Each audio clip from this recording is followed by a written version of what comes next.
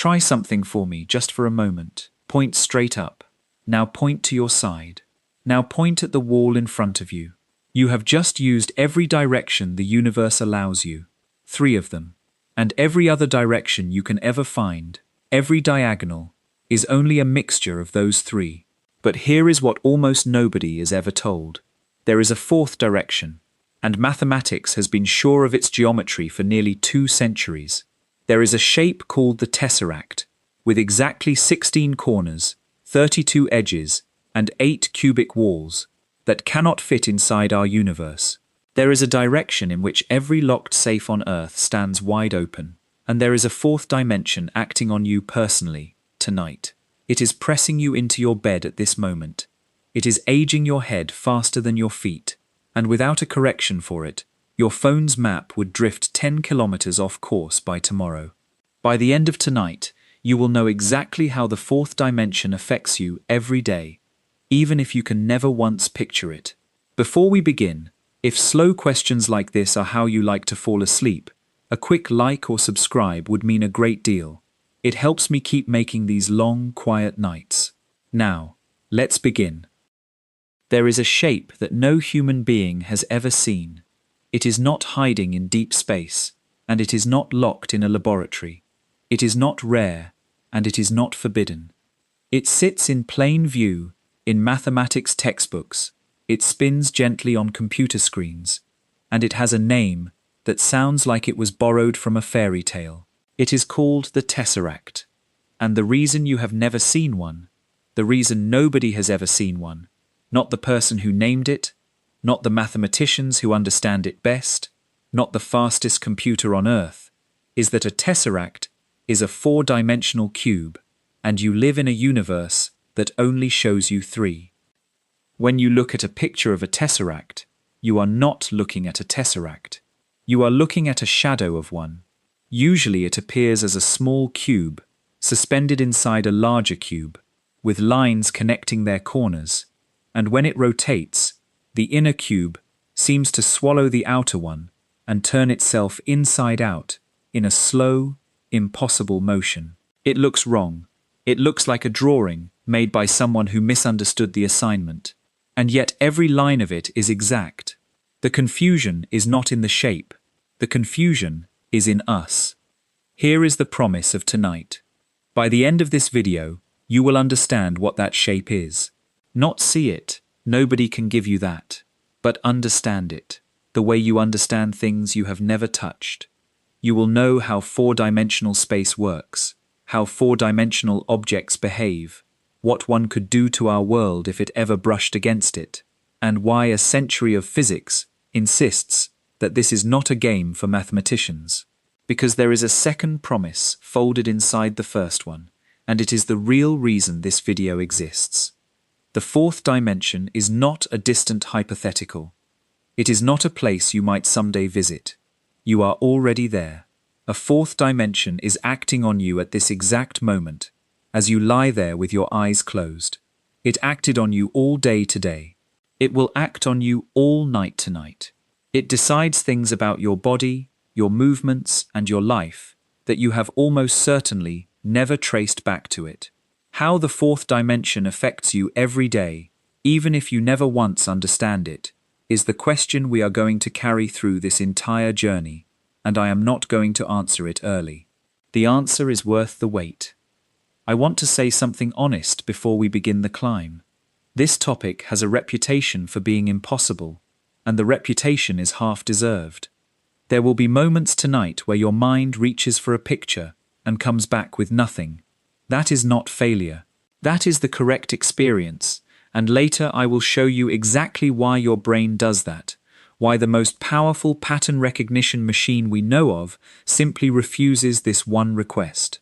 But here is what the reputation gets wrong. You do not need to picture the 4th dimension to understand it. Mathematicians have been reasoning about 4-dimensional space with complete confidence for nearly 2 centuries, and none of them can picture it either. They climbed there on a ladder, one rung at a time, starting from things a child knows. We are going to climb the same ladder, slowly, with no equations and no homework. Everything in this video is explanation, not calculation. And this is one of those subjects that rewards a second visit. So if a step feels slippery tonight, let it be slippery. The ladder will still be here tomorrow. There is also a stranger reward waiting at the end, and I want to be upfront about it. Understanding the fourth dimension does not just change how you think about geometry. For many people, it quietly changes how they think about their own lives, about time, about memory, about the people they used to be, and the person they will become. Some of the deepest questions humans ask, questions that sound like they belong to philosophy or even to spirituality, turn out to be questions about dimensions. We will get there gently, and with the science clearly separated from the reflection, because you deserve to know which is which. But I promise you this, the shape you cannot see is going to end up being the most personal thing in this entire video. So let us start where all good climbs start, at the bottom, with a question so simple it sounds almost childish. Before anyone can say what a four-dimensional cube is, someone has to answer this. What, exactly, is a dimension? Because the word gets used everywhere, in movies, in games, in physics documentaries, and almost nobody stops to say what it actually means. The answer is smaller and friendlier than you expect, and it is the key that unlocks everything else tonight. A dimension is not a place. That is the first misunderstanding to clear away, because science fiction has spent 100 years teaching us that a dimension is a parallel world, a spooky elsewhere, a room behind reality where different rules apply. In mathematics and in physics, a dimension is something far more ordinary. A dimension is a direction you can move in. That is nearly the whole definition. A dimension is an independent direction of movement, a measurable extent, and each dimension comes with two senses, a forward and a backward, a positive and a negative. Think of a single straight line, running forever in both directions. A point living on that line has exactly one freedom in its life. It can slide one way, or it can slide the other way. That is everything it can ever do. If you wanted to describe where that point is, you would need exactly one number.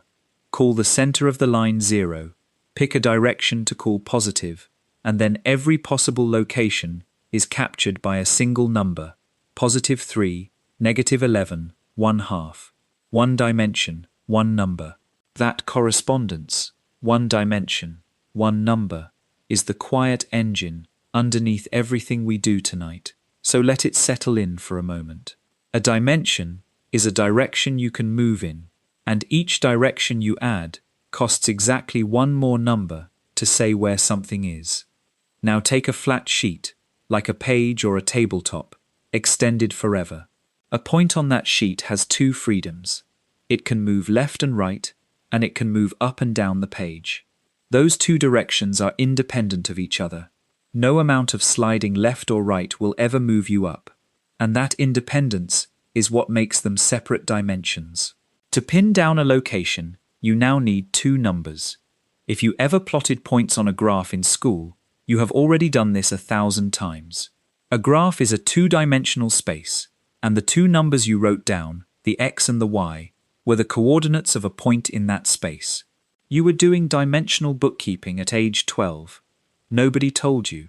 It is worth lingering here a moment, because this humble idea, one direction, one number, is doing quiet work all around you at this very instant, and noticing it is the first small pleasure of the night. The page number of the book on your nightstand is a coordinate in a one-dimensional space, the space of pages, running from the front cover to the back, and a single number is enough to find your place in it, because a book, in this sense, is a line. The volume knob on a stereo lives in one dimension, so does the temperature dial on an oven. A chessboard is a two-dimensional space, and chess players name its squares with two coordinates, a letter and a number, for exactly the reason your graph paper needed an X and a Y. An apartment address is often three numbers in disguise, a street, a cross street, and a floor. Once you see the pattern, you find it everywhere.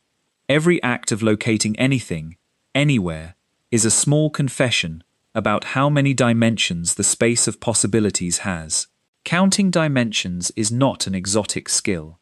It is a thing you have done, unknowingly, every day of your literate life. One small clarification will save us confusion later, and it is a distinction worth its weight. Not every number that describes a thing is a spatial dimension. The oven dial and the volume knob are dimensions of a kind, directions in a space of settings, but they are not directions you can walk in. When physicists and mathematicians talk about the dimensions of space, they mean something more specific: independent directions of actual movement, directions in which an object can travel, in which distances can be paced out, in which two things can be farther apart or closer together. That is the club with three known members: width, length, depth. And that is the club we are asking tonight whether anything else belongs to. Keep the distinction in your pocket. Much later tonight, when a very unexpected candidate knocks on that club's door, the whole question will turn on whether it truly qualifies, and it will matter enormously that we defined membership carefully while the stakes were still low. Add a third independent direction, out of the page, toward you and away from you, and you have the space you have lived in your entire life: width, length, depth, three freedoms, three numbers. Every location in our universe, from the tip of your nose to the handle of your bedroom door, to a rock on the far side of the moon, can be specified with three numbers and nothing more. Pilots live this every day. An aircraft's position is a latitude, a longitude, and an altitude. Three numbers, because three dimensions. When physicists say we live in three-dimensional space, they are not saying anything mystical. They are saying that three numbers are enough, and that two are not. Here is where I want to slow down, because the next idea is the one that everything else stands on. When you add a dimension, you are not adding more room in any ordinary sense. You are adding a new direction, a direction that points away from every direction that already exists. The technical word is perpendicular. The up-down direction of your graph paper is perpendicular to the left-right direction. They meet at a right angle, and movement along one contributes nothing to the other. The out-of-the-page direction is perpendicular to both at once. Each new dimension is one more perpendicular. That phrase is going to follow us all night, so keep it somewhere safe. One more perpendicular. It sounds so small. It is the most expensive real estate in all of mathematics. And now you can feel the question forming by itself. If a line becomes a plane by adding one more perpendicular, and a plane becomes our familiar space by adding one more perpendicular, then what stops us from doing it again? What would it mean to add a fourth direction? A direction perpendicular to left-right, perpendicular to up-down, and perpendicular to forward-backward, all at the same time. Try, just for a second, to point in that direction. Take your time. Every direction your finger can find is already spent. Up is taken, sideways is taken, forward is taken, and so is every diagonal blend of them, because a diagonal is not a new dimension, only a mixture of old ones. The fourth perpendicular is not hiding between the others. It is somewhere your arm has never been. But notice what did not break: the bookkeeping. Mathematically, nothing stops us at all. If 3 dimensions means 3 numbers, then 4 dimensions simply means 4 numbers. A point in 4-dimensional space is just a list. So much along width, so much along length, so much along depth, and so much along the 4th direction, which needs a name, so mathematicians sometimes call it breadth, and later tonight we will meet a lovelier pair of names invented in the 1880s. A computer handles this without blinking. Ask it to track an object in 3 dimensions, and it stores 3 numbers. Ask for 4, and it stores 4. The machine feels no vertigo, because it never needed to picture anything in the first place. 4-dimensional space is not exotic to arithmetic. It is only exotic to eyes. There is one more idea to pocket before we start building shapes, and it is a gentle one. A being living on that flat sheet we described, and we will spend real time with such a being soon, would have no idea that an out-of-the-page direction could exist. Its whole body, its eyes, its brain, whatever passes for its imagination, would all be pressed into the plane. From inside, the sheet would not feel thin, it would feel like everything.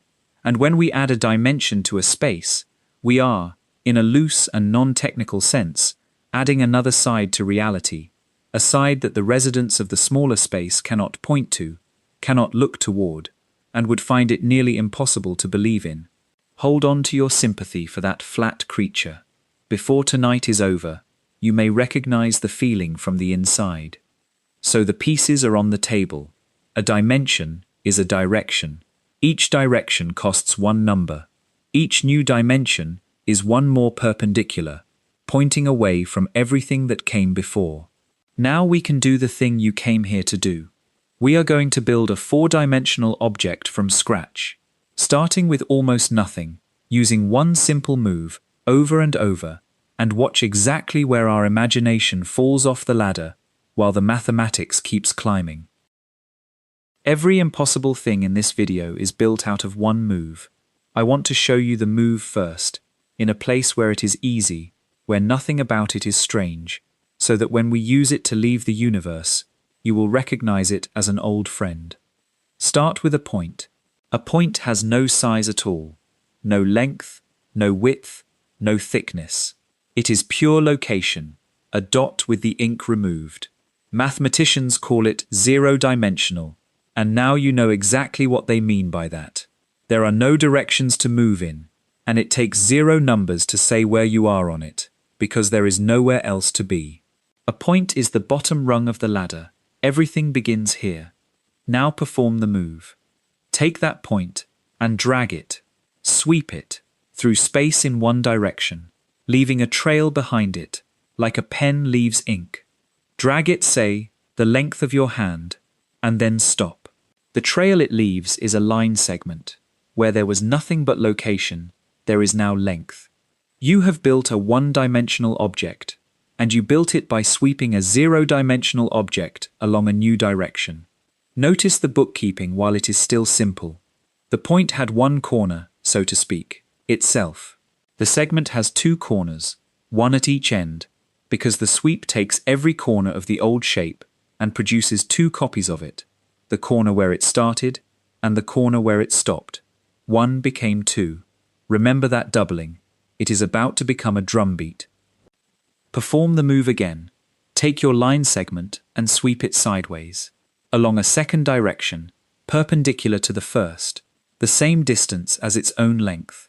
The segment slides across the page and leaves its trail, and the trail is a filled square, 2 dimensions, and the corners have doubled again. The two endpoints of the segment each split into a start copy and a stop copy, giving 4 corners, which is exactly what a square has. The edges did something similar. The segment itself appears twice, as the top and bottom of the square, and each of its 2 endpoints dragged out a new edge on the left and the right, giving 4 edges in all. Nothing clever happened. We just swept and counted. Perform the move a third time. Take the square and sweep it upward, out of the page, perpendicular to both directions it already knows, the same distance as its side. The square rises like a floor becoming a room, and the trail it leaves is a cube, 3 dimensions. Count the corners once more.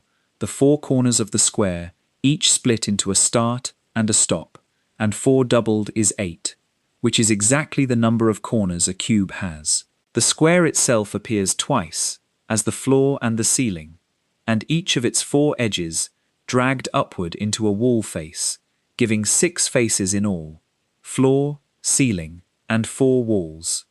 Every child who has ever drawn a cube on paper has felt this construction in their hands without naming it. A cube is a square given one more perpendicular. Stop on this rung for a moment, because the view is important. Look back down the ladder. Point, segment, square, cube. 0, 1, 2, 3. Each shape was made from the one before it, by a single identical move. Sweep along a new perpendicular, the same distance every time, and each move doubled the corners. 1, 2, 4, 8. The pattern is so clean it almost feels like a joke. Nothing about the move mentions how many dimensions you are allowed to use. Nothing in it says 3 is special. The move is a machine, and machines do not get tired, and they do not get scared. The only thing that gets scared is the imagination, and the machine does not need the imagination's permission.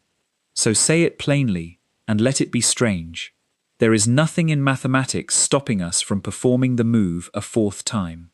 Take the cube, sweep it along a fourth direction, perpendicular to width, perpendicular to length, perpendicular to depth, all at once. One more perpendicular, the same phrase from before, now carrying its full price tag, and drag it the same distance as its own edge. The trail it leaves is a four-dimensional object. It is to the cube what the cube is to the square. It has a name, coined in the 1880s by a man we will properly meet later tonight, the Tesseract. And before your mind's eye burns out trying to watch the sweep, it will, and that is fine. And the next part of our journey is entirely about why. Let the bookkeeping do what the eye cannot. The corners double one more time. 8 becomes 16. A tesseract has 16 corners, and we know this with the same certainty that we know a square has 4, because the same machine produced both numbers. The cube itself appears twice, a start copy and a stop copy. 2 cubes, the way the square gave us a floor and a ceiling. And every face and edge of the cube drags out new structure between them, connecting the 2 cubes, corner to corner, through the fourth direction. Here is the full census, and I will say it slowly, because it is a list of facts about an object no one has ever seen, established as firmly as your multiplication tables. A tesseract has 16 corners. It has 32 edges. It has 24 square faces. And just as a cube is bounded by 6 flat squares, a tesseract is bounded by 8 solid cubes. Sit with that last one, because it is where the analogy pays its full fare. The walls of a square are line segments, 4 of them. The walls of a cube are squares, 6 of them. The walls of a tesseract are cubes, 8 of them. 8 ordinary, solid, honest cubes fitted together around a 4-dimensional interior, each one meeting its neighbours flush, with no gaps, no overlaps, and no crowding, in exactly the way 6 squares fold up around the inside of a cube, a thing no flat drawing can honestly show, but every cardboard box quietly proves. And if you would like to feel the machine's reliability one more time before we trust it with everything, count the edges with me, slowly, the way you might count coins in the dark. Where do a tesseract's 32 edges come from? The sweep tells us exactly. When the cube slides along the fourth direction, its start copy contributes its own 12 edges, and its stop copy contributes 12 more, 24 so far. And then each of the cube's 8 corners, dragging through the sweep, traces out one new edge apiece, the way a pen's tip traces a line. 8 travel edges, connecting each corner of the start cube to the matching corner of the stop cube. 12 plus 12 plus 8 is 32. The number is not an estimate and not a guess. It falls out of the same simple motion that turned a point into a segment, performed by minds that have never seen the object and never need to. This is what I meant when I said knowledge and vision come apart. We are, all of us together, in the position of a blind surveyor pacing out a cathedral, denied the view entirely, and yet producing a floor plan whose every measurement is exact. If your mind just objected, 8 cubes cannot enclose anything, there is no room, they would collide, then congratulations. Your intuition is working perfectly. It is also wrong, and it is wrong in the most educational way possible. 6 flat squares cannot enclose anything either, not while they stay flat on the table. They enclose a volume only when they are folded through the third dimension. a move that is pure madness from the point of view of the tabletop. The 8 cubes of a tesseract are folded through the 4th dimension, a move that is pure madness from the point of view of our entire universe. The mathematics performs it effortlessly. The fold is only impossible where you live. And that raises the question that the rest of tonight has to answer. If we can build this object rung by rung, count its corners, list its walls, and trust every number, why can we not see it? What exactly fails, and where, and why? The answer is not a small thing. The answer is a fact about you, about the particular machine behind your eyes, and it is stranger and more humbling than the Tesseract itself. Let us be very clear about what we built. The Tesseract is not a metaphor, and it is not an artist's impression. It is a defined object with exact properties. 16 corners, 32 edges, 24 square faces, 8 cubic cells. When mathematicians study it, they are not squinting at a blurry vision. They are reading numbers off a machine that has never once been wrong. And yet if I ask you to close your eyes and see it, actually see it, the way you can see a cube hanging in your imagination, turning slowly, catching imaginary light, you get nothing. Or rather, you get a substitute, that cube inside a cube picture, which we will expose properly in a little while. Or a kind of grey static, a feeling of reaching. I want to spend this part of the night explaining that failure, because the failure is not yours. It belongs to your species, and it has a shape, and understanding it is half of understanding the 4th dimension. Start with the eyes themselves. You experience vision as a rich 3-dimensional world, but that is a finished product, not the raw material. The raw material is flat. At the back of each of your eyes is the retina, a thin sheet of light-sensitive cells, and everything you have ever seen arrived there as a 2-dimensional image. A picture with height and width and no depth at all. 2 eyes give the brain 2 flat pictures from slightly different angles, and from the tiny disagreements between them, plus a library of learned tricks. Nearer things overlap farther things. Parallel lines pinch together as they recede. Familiar objects shrink with distance. Your brain manufactures the sensation of depth. Depth is not something you see. Depth is something you compute. You have never perceived the 3rd dimension directly. You have only ever inferred it, at tremendous speed, from 2-dimensional evidence, so smoothly and so constantly that the inference feels like sight itself. Let that reorganize your sense of what kind of creature you are. Even in our 3-dimensional world, you are a being who watches flat screens, 2 of them, 1 per eye, and dreams the 3rd dimension on top of them. Your visual system is, in the most literal sense, a machine for turning 2-dimensional data into a 3-dimensional guess. And it is a spectacular machine, tuned by hundreds of millions of years of survival, every ancestor of yours from fish to primate, betting its life on that guess and winning. But nothing in that long history ever presented a single pixel of 4-dimensional evidence. There were no predators attacking from the 4th perpendicular, no fruit hanging in a direction the trees themselves did not extend into. The machine was built to solve a 3-dimensional world from flat input, and it solves that problem magnificently, and it solves no other. So when you ask your imagination for a tesseract, here is what actually happens.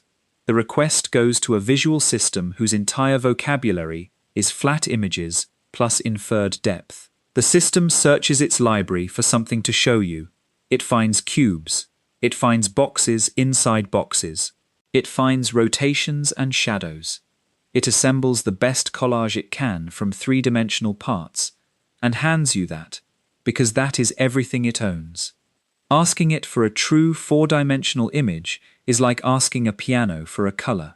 The instrument is not broken. The instrument was never wired for the request. The comparison that lands best, I think, is a new color. You know the visible spectrum runs from red to violet, and you know there is light beyond both ends. Infrared below, ultraviolet above. These are real, physical, present in the room with you right now. Certain birds and insects see into the ultraviolet. Their flowers carry patterns painted in a color we will never be shown. Now, try to imagine that color. Not a blend of ones you know, not a blue or violet, but a genuinely new hue, as different from blue as blue is from red.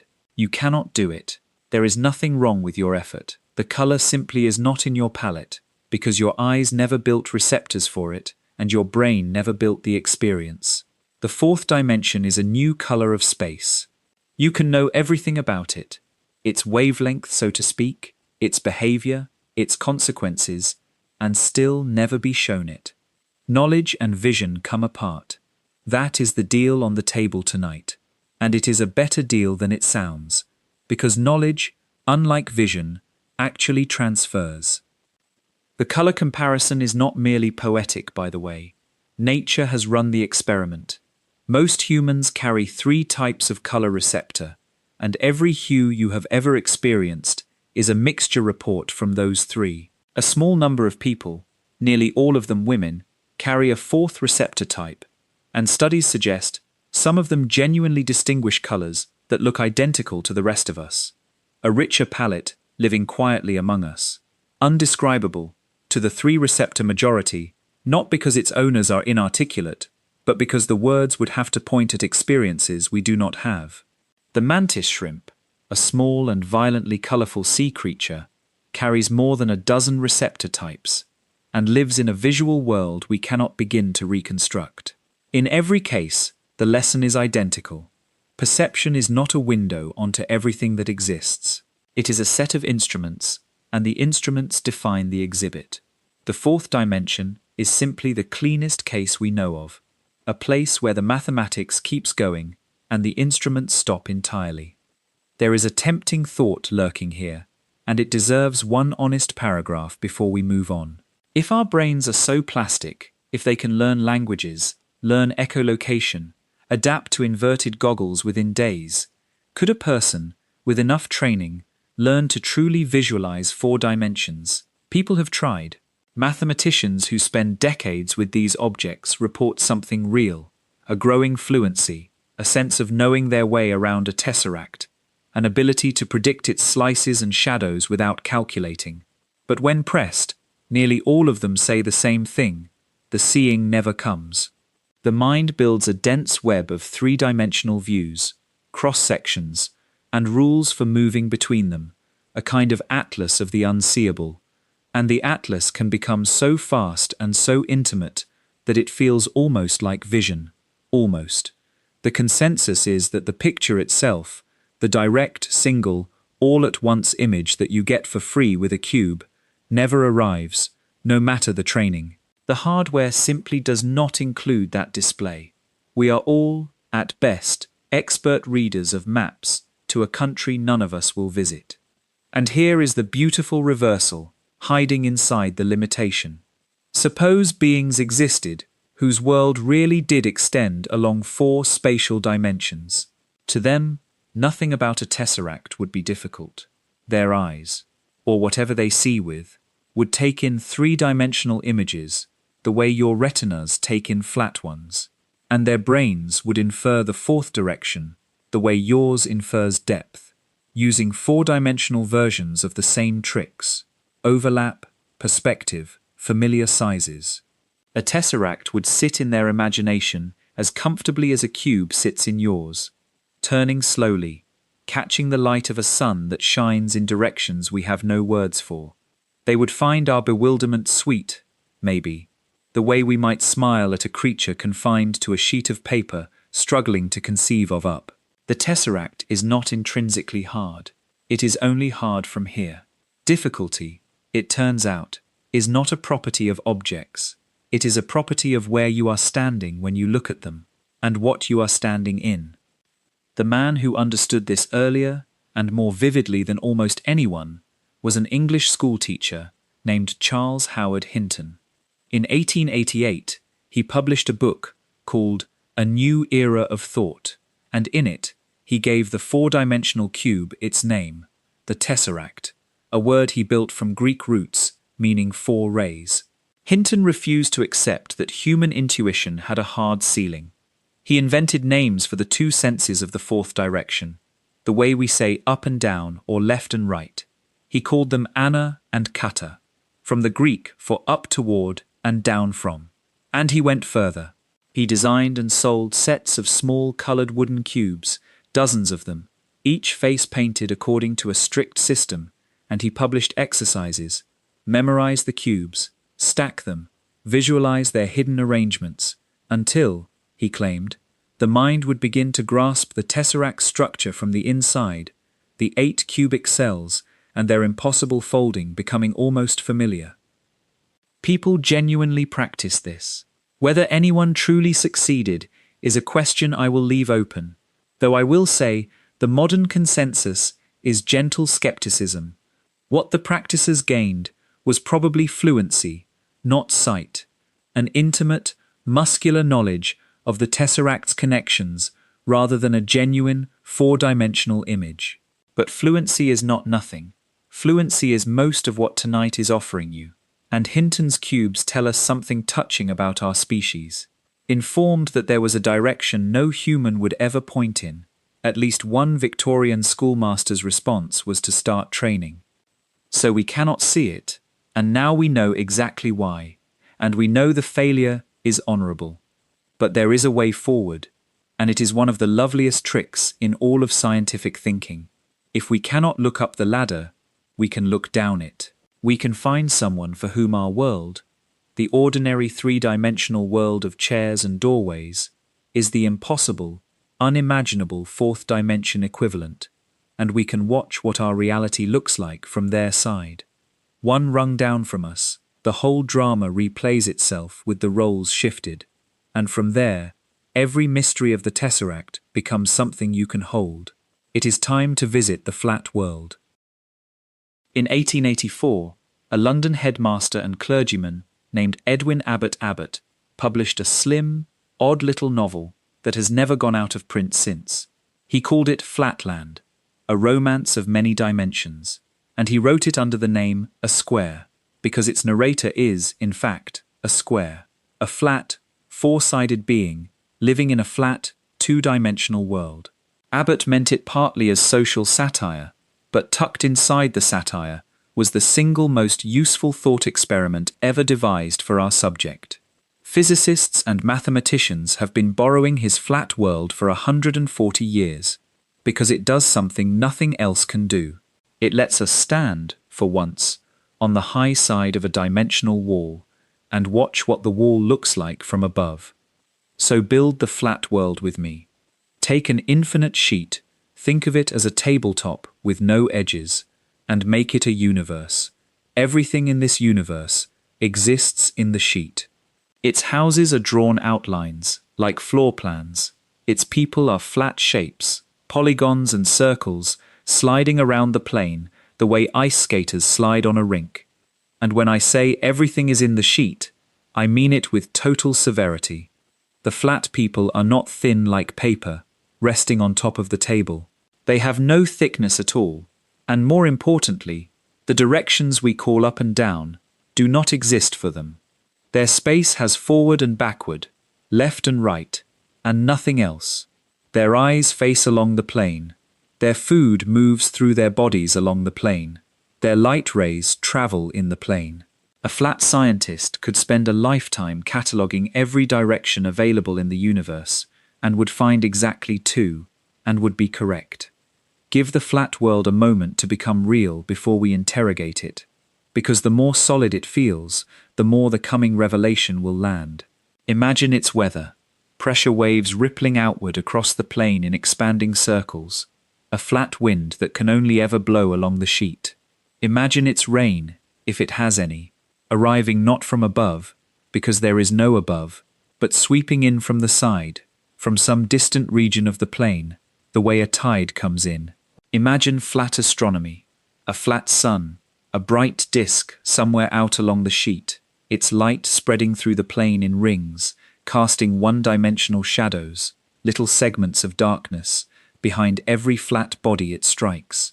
The inhabitants navigate by angles and distances within the sheet. Their geometry classes teach the mathematics of polygons with perfect rigor. Their engineers build flat bridges and flat locks and flat vaults. And all of it works, because two-dimensional physics is perfectly self-consistent. Nothing in their daily experience is missing anything. That is the detail to hold. A dimension you have never met does not feel absent. The sheet does not feel thin from inside. It feels like the whole of everything, exactly as your three directions feel to you. Now ask the innocent question. What does a flat person actually see? Imagine a circle approaching a square on the great tabletop. You, from above, see both shapes whole, the round one, the cornered one, the space between them. But the square does not look down on his neighbor. There is no down. He looks across the plane, edge on. The only way there is to look, and edge on. A circle presents itself as a line, a short horizontal segment, brighter in the middle, dimmer at the ends. A triangle, edge on, is also a line. A hexagon is a line. Every object in the entire flat universe, seen from inside the flat universe, appears as a line segment of varying length and shading. And flat people learn to read distance and shape from those shadings, the way you read depth from perspective. It is a one-dimensional image, from which a two-dimensional world is inferred. If that arrangement sounds familiar, it should. It is your arrangement, one rung down. Flat creatures see in lines and infer the plane. You see in flat pictures and infer the room. The pattern is exact, and it will hold all the way up. Every being sees in one dimension less than it lives in. And notice what the flat person can never see: the inside of anything. Draw a circle on the plane and put a coin inside it. From within the plane, that circle is a fortress. Its boundary blocks every line of sight and every path. To reach the coin, you must break through the wall. The flat person's own body works the same way. His organs, whatever they are sealed inside his outline, invisible to him and to every doctor in his world, reachable only by cutting. Interior is a sacred word in Flatland. It means what the boundary protects. But you are not in Flatland. You are above it. And from above, the fortress is a joke. You see the circle and the coin inside it simultaneously, the way you see every line of a drawing at once. Nothing is hidden from you, because hidden, in the plane, means surrounded by a curve, and you are not in the plane. You could reach down with 2 fingers, lift the coin off the table along the 3rd dimension, and set it back down outside the circle. Follow the coin's journey from the flat world's point of view, and feel the wrongness of it. The coin is inside the fortress. Then the coin ceases to exist. Then the coin exists again, outside, with the wall unbroken and no door ever opened. A flat detective would go mad. The truth, that the coin traveled a few centimeters along a direction his universe does not contain, is not just unknown to him. It is unthinkable. He does not have the direction to think it in. Now we come to the scene that Abbott made famous, the one that has been keeping students of this subject up at night for a century and a half. I want you to live it from the inside. Do not watch the flat person. Be the flat person. You are at home, in your flat house, on an ordinary evening. Your world is quiet. The walls of your rooms are lines around you, familiar and solid. And beyond them the plane stretches out forever, in the only 2 directions there have ever been. And then, in the middle of your sealed living room, a point of something appears. It is not possible. Nothing can enter a closed room. But it is there, a dot, hanging in the air, where no dot was. And it grows. The dot swells into a small circle, and the circle widens, smoothly, confidently, like a ripple that forgot to stop. You press yourself against the wall and watch a shape inflate out of nowhere, in the center of your home. It reaches the width of a person and pauses there, perfectly round, perfectly calm, and then it begins to shrink. As smoothly as it grew, it narrows. A circle, a small circle, a dot, and then nothing. The room is empty again. The walls were never touched. The doors never opened. Whatever visited you did not come from any direction you can name, and did not leave by one either. Here is what actually happened. A sphere, an ordinary, gentle, three-dimensional sphere, the kind you could hold in your hand, drifted down through the tabletop universe and rose back out of it. That is all. From above, the event could not be more mundane. A ball passed through a surface, but the flat world cannot see the ball. It can only see the cross-section, the slice, where the ball intersects the plane at each instant. A sphere entering a plane touches first at a single point. Push it deeper, and the plane cuts it in a small circle, deeper still, and the circle widens until the plane slices the sphere across its equator, the widest cut there is. Past the middle, the cuts shrink again, down to a final point of farewell as the South Pole clears the surface. Point, growing circle, greatest circle, shrinking circle, gone. The flat person witnessed every moment of the sphere's passage and never once saw the sphere. The flat creature never sees the circle coming and never learns where it went, because the visitor's true shape lived in a direction his universe does not include, and all his world could hold of it was a sequence of slices. Say the sphere had paused, mid-passage, and spoken. Abbott imagined exactly this. Suppose it tried, patiently, to explain itself to the square. I am not a circle. I am an infinite stack of circles of different sizes, bound into a single solid form, and I have come from a direction you cannot point to. It is not forward or backward. It is not left or right. It is up, a word your language keeps, but your geometry has lost. Would the square believe it? Abbott's answer was honest. No. The square calls the sphere a magician, or a god, or a madness. And the sphere, in the book's most quietly devastating turn, loses its temper, because there is simply no way, within the plane, to show him.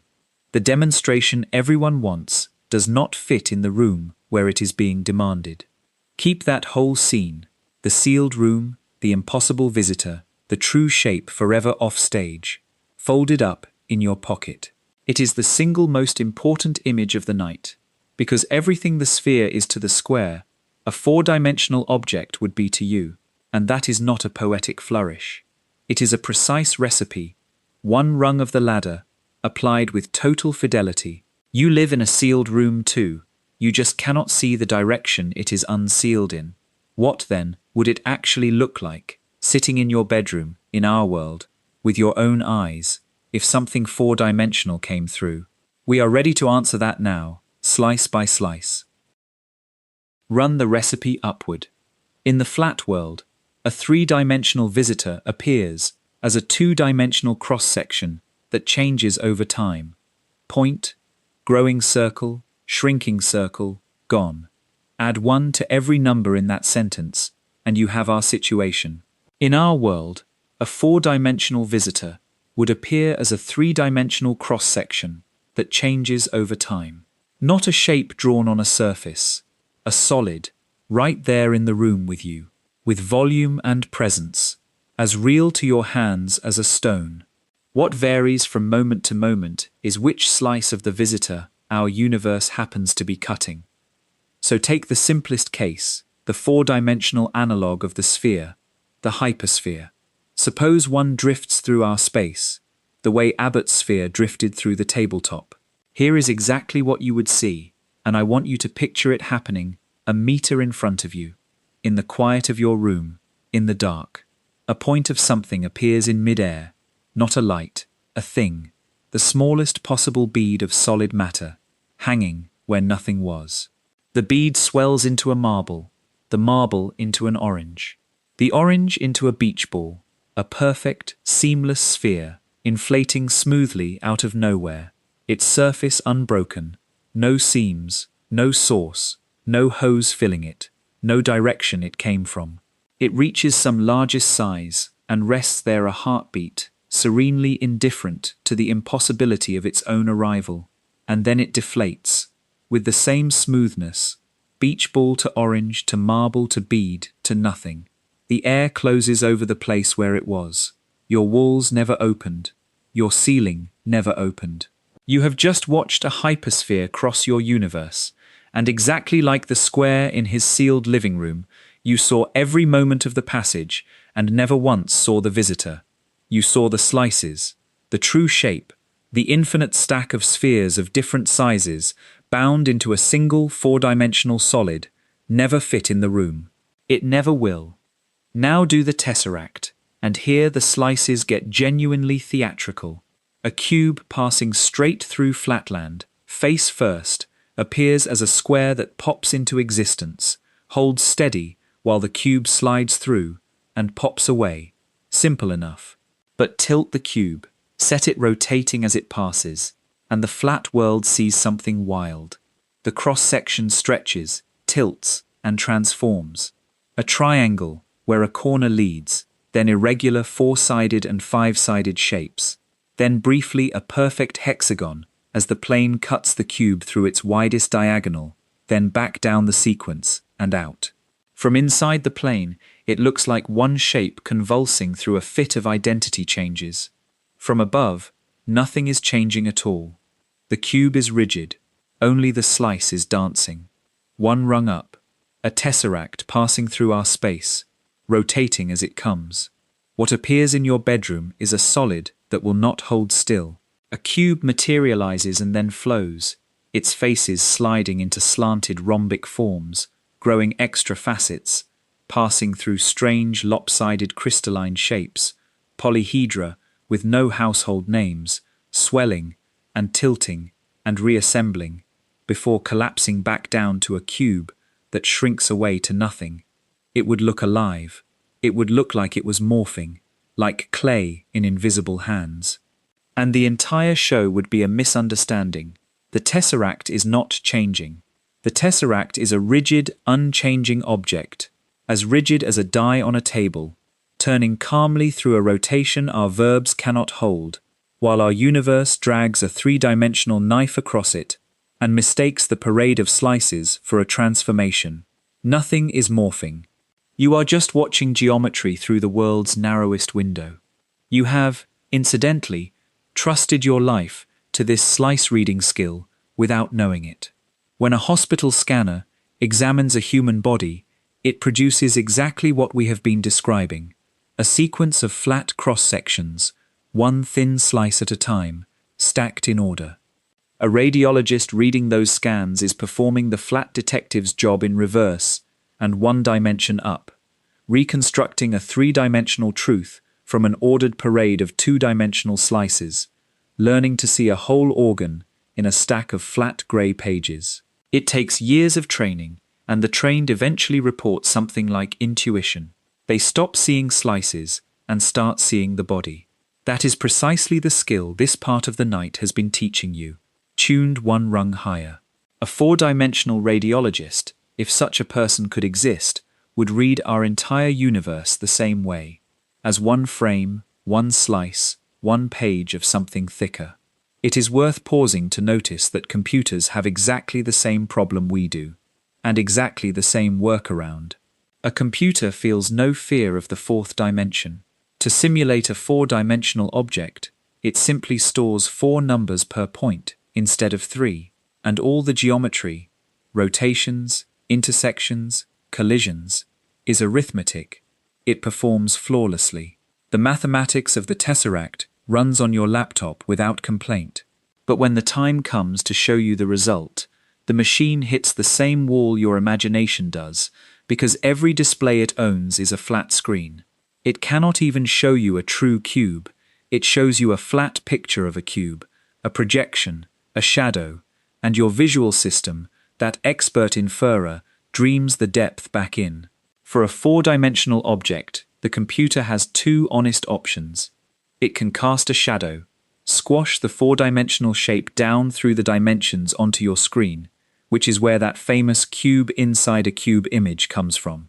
When you watch that image rotate and see the inner cube swim through the outer one and turn itself inside out, you are watching the four-dimensional shadow play of an ordinary rigid rotation. distortions included, because shadows always distort. Hold a wire cube over a table in sunlight, and its shadow is a mess of skewed quadrilaterals. Square faces cast diamond shadows.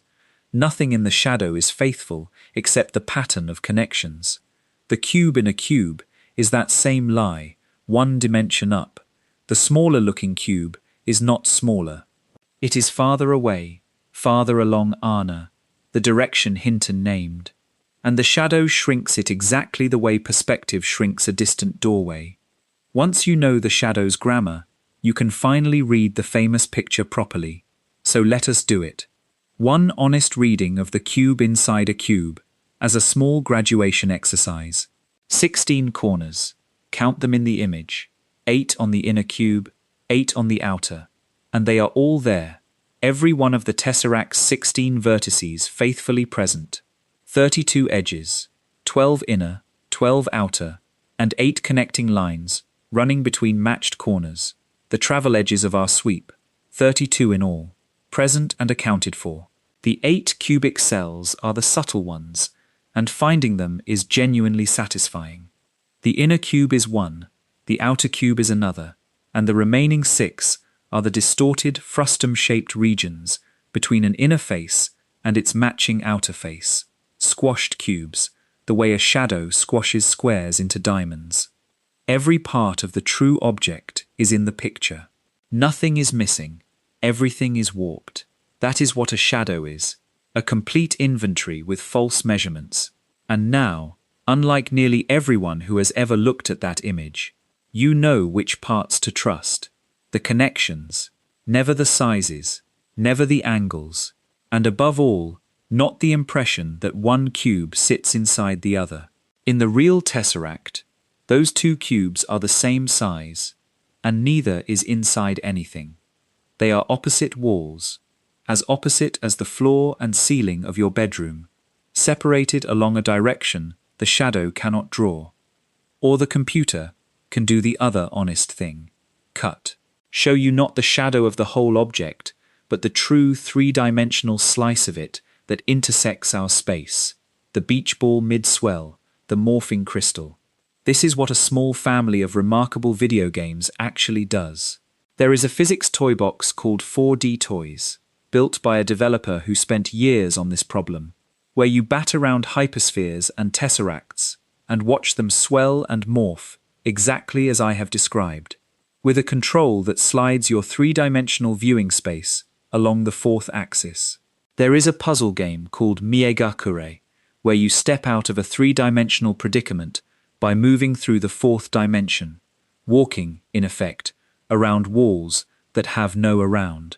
And there is a game called 4D Miner, a mining and crafting world built on 4 spatial dimensions, which includes the single best teaching device I know of for all of this.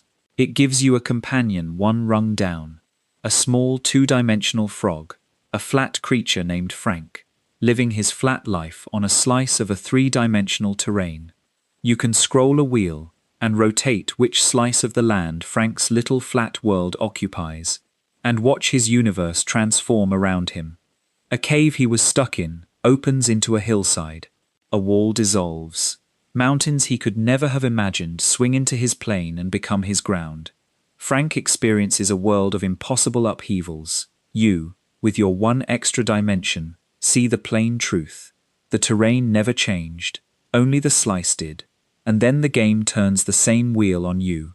Your own 3-dimensional world within it is a slice of a 4-dimensional landscape, and as you rotate it, biomes transform, floating islands appear, tunnels open and close around you, and now you are Frank, upheaved by geometry you cannot look at, comprehensible only to some player 1 rung further up. If that final twist made your stomach drop slightly, good. That is the feeling of the analogy closing over your own head, and it is the most honest feeling this subject has to offer. So we can slice the 4th dimension, and we can shadow it, and between the 2, we can predict everything about how its objects would look. But looking is the least of it. The sphere did not merely appear strange to the square, it could do things to his world, effortless, surgical, impossible things. reach into sealed rooms, see inside his body, and if the recipe holds, and it has held at every rung so far, then a four-dimensional being could do the same to us. It is time to take that seriously. What exactly are the powers of one more perpendicular? Everything in this part follows from one sentence, so let us establish the sentence with care. In the flat world, inside means surrounded by a curve, and a third dimension turns every such inside into an outside, because the surrounding curve only surrounds within the plane. Lift along the new perpendicular, and the wall is simply not there. Now apply the ladder.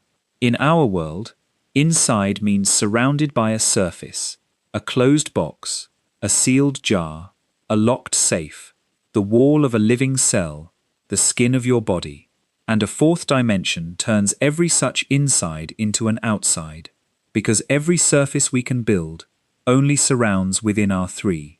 These are not speculations, they are theorems, the same harmless bookkeeping from our ladder, read now with the lights off. Begin with seeing. When you look at a drawing of a square on a page, you do not see only its edges. You see the whole figure at once, boundary and interior together, every point of the ink and every point of the enclosed area, all exposed to you simultaneously. From your position above the page, the square has no privacy. Nothing in the plane can hide from a viewer outside the plane. Now take the step. To a viewer positioned along the fourth dimension, displaced from our space by even the smallest amount of Anna, our world lies open in exactly that way. Such a being would not see the front of your closed refrigerator. It would see the refrigerator, every shelf, every egg, the interior of every egg, all at once, the way you see every region of a drawn circle. It would see the pages of every closed book in your house simultaneously, each page whole, none blocking another, because pages block each other only along directions inside our space, and it is not looking along one of those. It would see the inside of your walls, the wiring, the pipes, the cash in the safe and the safe's own mechanism, with no sense of penetrating anything. And it would see you the same way. Your skin, your muscles beneath the skin, your heart mid-beat, the blood inside the heart's chambers, all displayed at once, none of it concealed, the way the square's poor sealed organs lay displayed to the sphere. This is what it means to say the fourth direction is perpendicular to everything here. From out there, our universe has no word for behind, and none for inside either. Now movement, and here is where the coin trick from the flat world comes home. You lifted a coin out of a closed circle without touching the circle, and the flat world called it a miracle. You called it picking something up.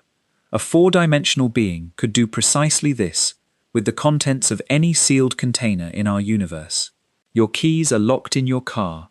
The being grasps them, reaching, from its side, into a car that was never closed in its direction, lifts them a small distance along Anna, moves them sideways, and sets them back down into our space beside your feet. The car never opened.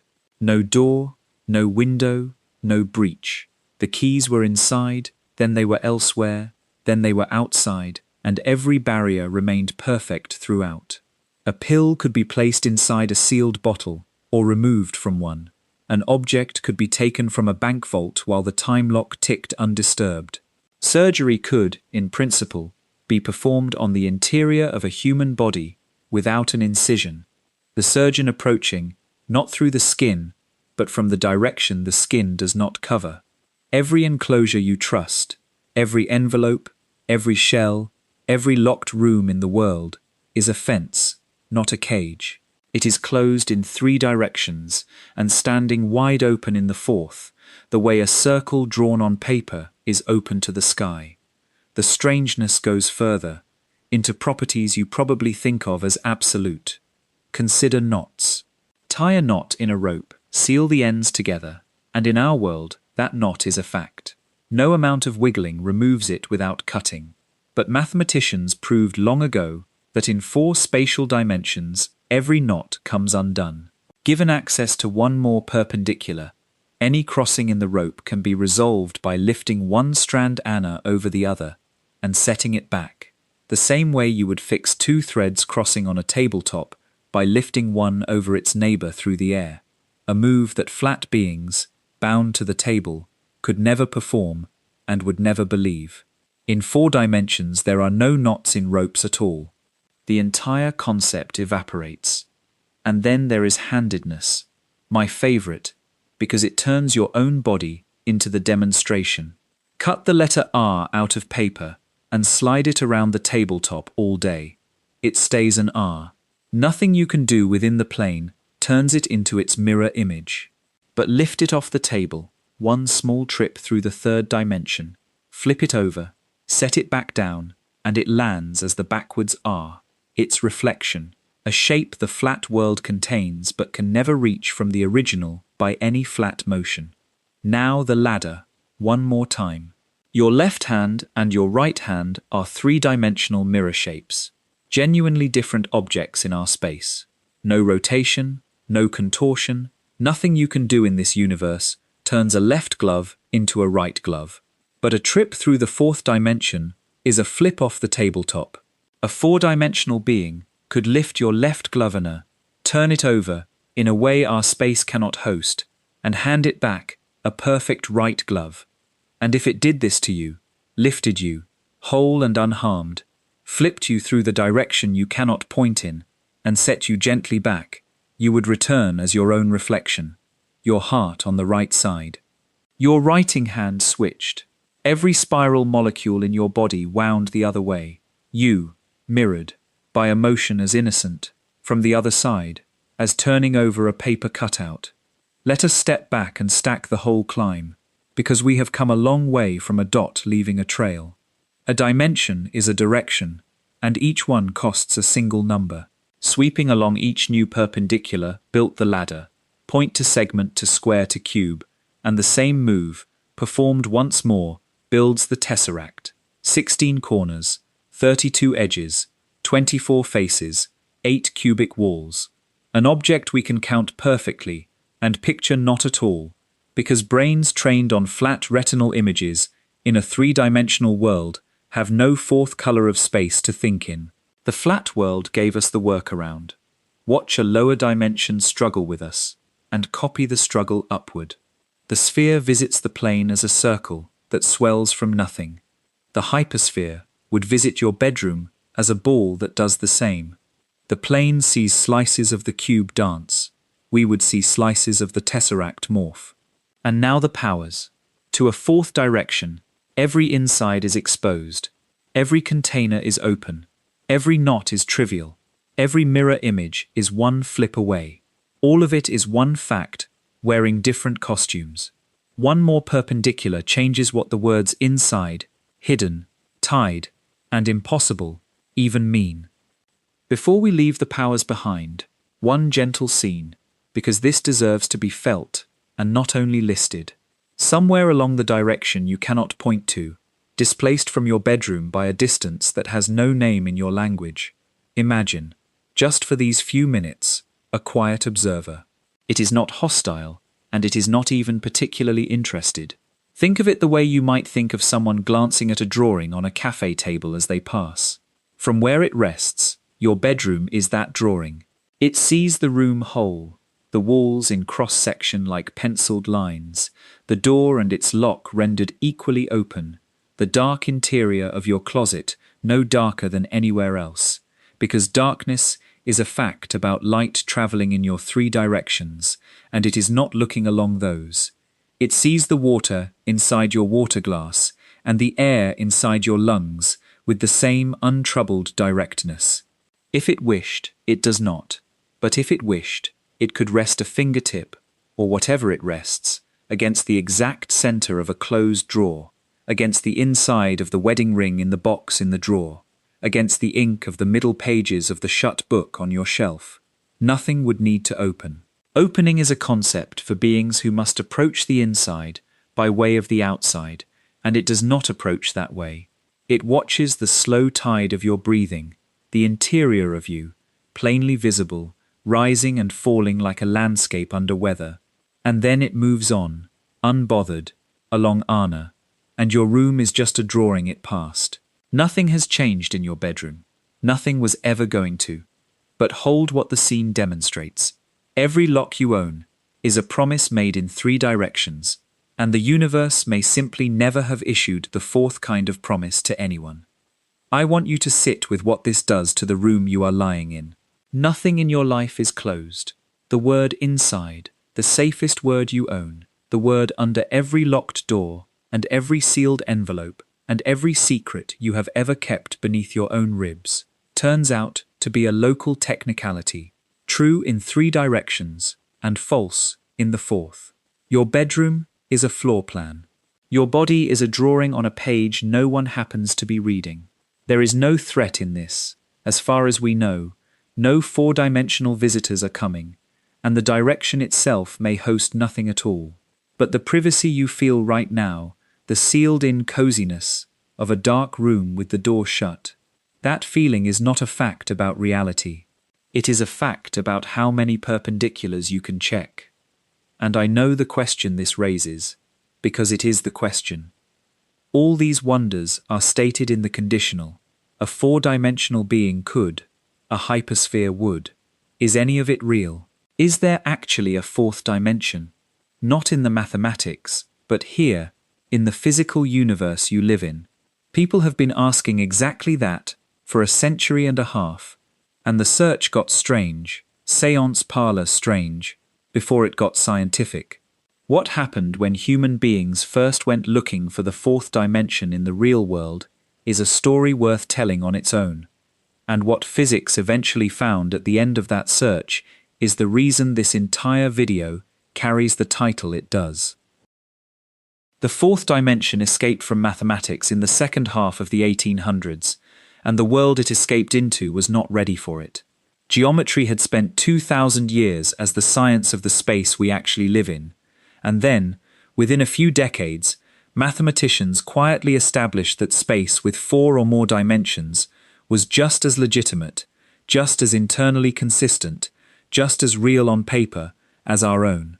The tools existed, the theorems worked, and into the gap between what mathematics permitted and what anyone could picture, the century poured its imagination. Hinton sold his coloured cubes and coined Anna and Cutter. Abbott wrote his flat world, and a public newly electrified by invisible things. By then, science had confirmed light waves you cannot see, magnetic fields that pass through walls, and was beginning to speak of atoms no eye would ever behold, asked an understandable question. If all that is real and invisible, why not an invisible direction? And if there is an invisible direction, perhaps that is where the dead have been all along. It sounds quaint now, but the reasoning had a genuine logical spine, and that is what makes this story worth telling carefully. We established it ourselves tonight. A being with access to a 4th spatial direction could enter sealed rooms, see inside closed bodies, make objects appear and vanish, tie and untie the untiable. Read that list again with Victorian eyes. It is a seance. It is precisely the repertoire that spiritualist mediums, a booming, fashionable industry in the 1870s, claimed to perform in darkened parlours across Europe and America. Raps from nowhere, writing appearing on sealed slates, objects materializing over the table. The 4th dimension offered something the ghost business had never had before. A mechanism, not superstition, geometry. The dead were not gone. They were displaced Anna, a small distance along the perpendicular no living hand can point down, watching our sealed rooms as open floor plans, reaching in when called. The man who took this from parlor talk to formal claim was, painfully, a real scientist. Johann Carl Friedrich Zollner held the chair of astrophysics at the University of Leipzig, a genuine pioneer, respected for his work on comets and for inventing measurement instruments used across the field. In 1877 and 1878, Zollner ran a series of sittings with an American medium named Henry Slade, a celebrity of the seance circuit, and designed what he sincerely believed were controlled experiments. His signature test was lovely, and you now have the training to see exactly why. He prepared cords whose ends were sealed together, closed loops with no free end, and asked the spirits to tie knots in them. A knot cannot be tied in a closed loop by any three-dimensional means, but lift a strand along the fourth perpendicular, cross it over, set it back, and there it is. When knots duly appeared in Zollner's sealed chords, along with writing on slates locked between boards and objects passing out of sealed containers, he announced the result to the world in a book he called Transcendental Physics. The fourth dimension was real, it was inhabited, and Mr. Slade had access to it. Here is what Zollner did not weigh heavily enough. Henry Slade was a stage conjurer, and not even an unexposed one.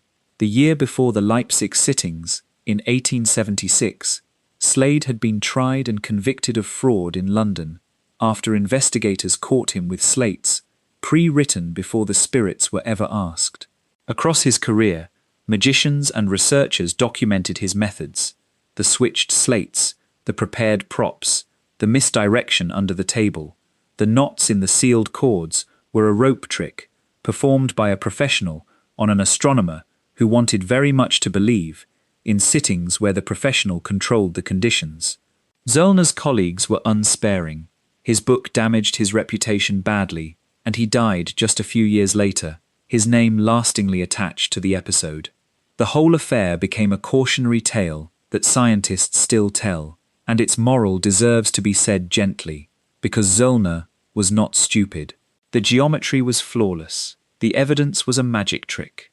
Being right about what a fourth dimension could do is not evidence that anything is actually using one, and the more beautiful the theory, the more carefully you must guard the door through which the evidence walks in.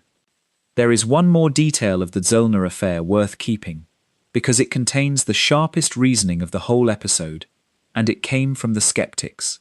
Several of Zollner's contemporaries pointed out that if spirits truly commanded a fourth spatial dimension, the demonstrations on offer were bizarrely timid. A being who could reach into any sealed vessel should find it trivial to perform a feat no conjurer could fake: turn a snail shell's spiral from right-handed to left-handed, flip a naturally left-spiraling molecule into its mirror twin, transform one member of a pair of gloves into the other in plain view. These are exactly the chirality flips we proved possible earlier tonight. They would leave permanent physical evidence examinable by any chemist, and no sleight of hand on Earth can counterfeit them. The mediums were invited, in effect, to do something only the fourth dimension could do, rather than things a rope trick could do. No medium ever managed it. Not one, not once, in the entire history of the movement. The knots and slates continued in the dark parlours, where hands could move unseen. The mirror flips, which required no darkness at all, never came. It remains one of the tidiest tests ever designed. The fourth dimension, if anyone truly held it, came with a signature no fraud could forge, and the signature never appeared. The Victorian ghost has descendants, and you have met them. The claim that spirits inhabit the fourth dimension, that astral beings watch us from a higher space, that this or that presence slipped in through a direction science cannot check, all of it circulates today, in books and forums and late-night videos, wearing the same geometric costume Zollner stitched in 1878. The honest response now is what it was then. The powers are stated correctly. Tonight proved them with theorems. But no reproducible evidence has ever been produced that anything exercises those powers in our world. Not in 150 years of seances, photographs and hauntings. Every carefully examined case, dissolving into fraud, coincidence, or the ordinary strangeness of human perception. Extraordinary geometry does not lower the bar for extraordinary claims. It raises it, because now we know exactly what the trick would have to look like. And yet, this is the turn the story was building toward. The strangest thing about the Victorian fourth dimension craze is not that it was wrong. It is how close it came, in spirit, to something true. While the seance circuit chased a fourth spatial direction, actual physics was a few decades from a discovery no medium ever advertised, that you do live in a four-dimensional universe. Not four spatial dimensions, something stranger, hiding in plain sight, disguised as the most ordinary experience you have. The real fourth dimension was never on the other side of the parlor table. It was in the ticking of the clock on the mantel. And unlike Slade's, this claim comes with evidence. Evidence you are carrying in your pocket right now. Let me ask you to describe an event. Not an object, an event. Say you are meeting a friend for coffee. You tell them the address, a street number, which pins down 2 dimensions of the city's grid, and a floor, if the cafe sits in a tower, 3rd dimension, 3 numbers, and you have specified a location as completely as our universe allows. And your friend still cannot meet you, because there is a question left, and you can feel it hanging. When? Show up at the right 3 coordinates on the wrong afternoon, and you sit alone with your coffee.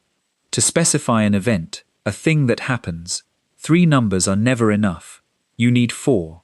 Where in width, where in length, where in height, and where in time. Now hold that observation up against the definition we built in the first hour of tonight.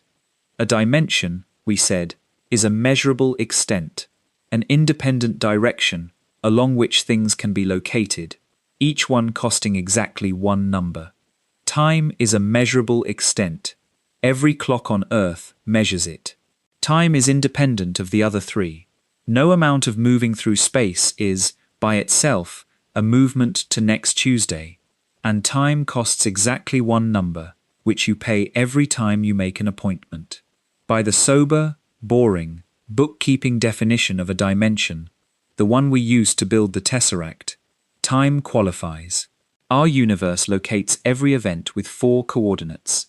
It is, by count, a 4-dimensional place, and you have been navigating all 4 dimensions since before you could talk. When you set an alarm, you are aiming yourself at a coordinate along the 4th axis. When you remember your childhood kitchen, you are recalling a location, not just a where, but a where and when, a full 4-dimensional address at which that kitchen, that morning, that version of you, resides. I can hear the objection, because it is the right objection. Fine, time is a 4th coordinate. But surely that is just filing, a trick of paperwork. Time is not a direction, the way Anna was supposed to be a direction. You cannot walk along it at will. You cannot point down it. It flows, which no spatial axis does. Calling time the 4th dimension, the objection goes, is like calling temperature a dimension, because it takes a number too. For a long time, physics itself would have half agreed. Time was a parameter in Newton's equations, a universal clock ticking identically for everyone, everywhere, a background against which the real, spatial world moved. Space was the stage, time was the metronome, and nobody confused the two. Then, in the first years of the 20th century, the metronome broke, and I need you to see how, because this is the hinge of the whole night. It broke on a single stubborn fact, the speed of light. Light in a vacuum travels at 299,792,458 meters per second, and, as experiment after experiment confirmed, it travels at that exact speed for every observer, no matter how the observer is moving. Chase a beam of light at half its speed, and you do not measure it pulling away at half speed. You measure it pulling away at full speed, as if you were standing still. Run toward a lighthouse, and its light does not arrive faster. This is flatly incompatible with everyday reasoning about speeds, which add and subtract like walking on a moving train. Something in everyday reasoning had to give, and in 1905, Albert Einstein identified the casualty. What gives is the assumption that space and time are separate, universal, and the same for everyone. If the speed of light will not bend for any observer, then distances and durations must do the bending. Moving clocks must tick slower. Moving lengths must contract. 2 events that are simultaneous for you must, for an observer gliding past you, happen at different times, the disagreement growing with distance and speed. None of this is optional or fringe.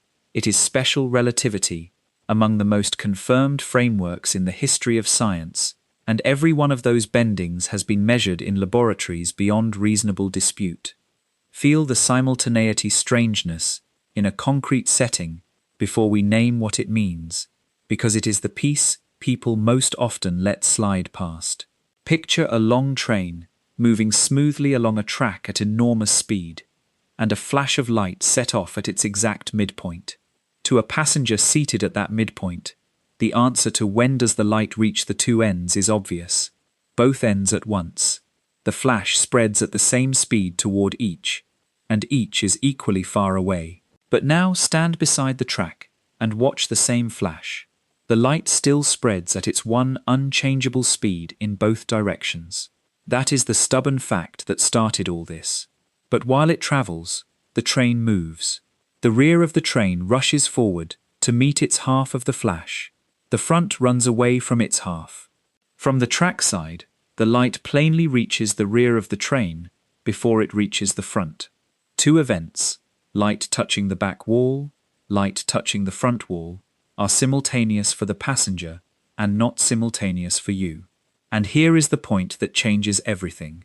Nobody is making an error. There is no trick of signal delay, no illusion to correct. Both accounts are complete, careful, and true. The universe simply declines to say which pair of events really happened together, because really, it turns out, was always a local arrangement, not a cosmic one.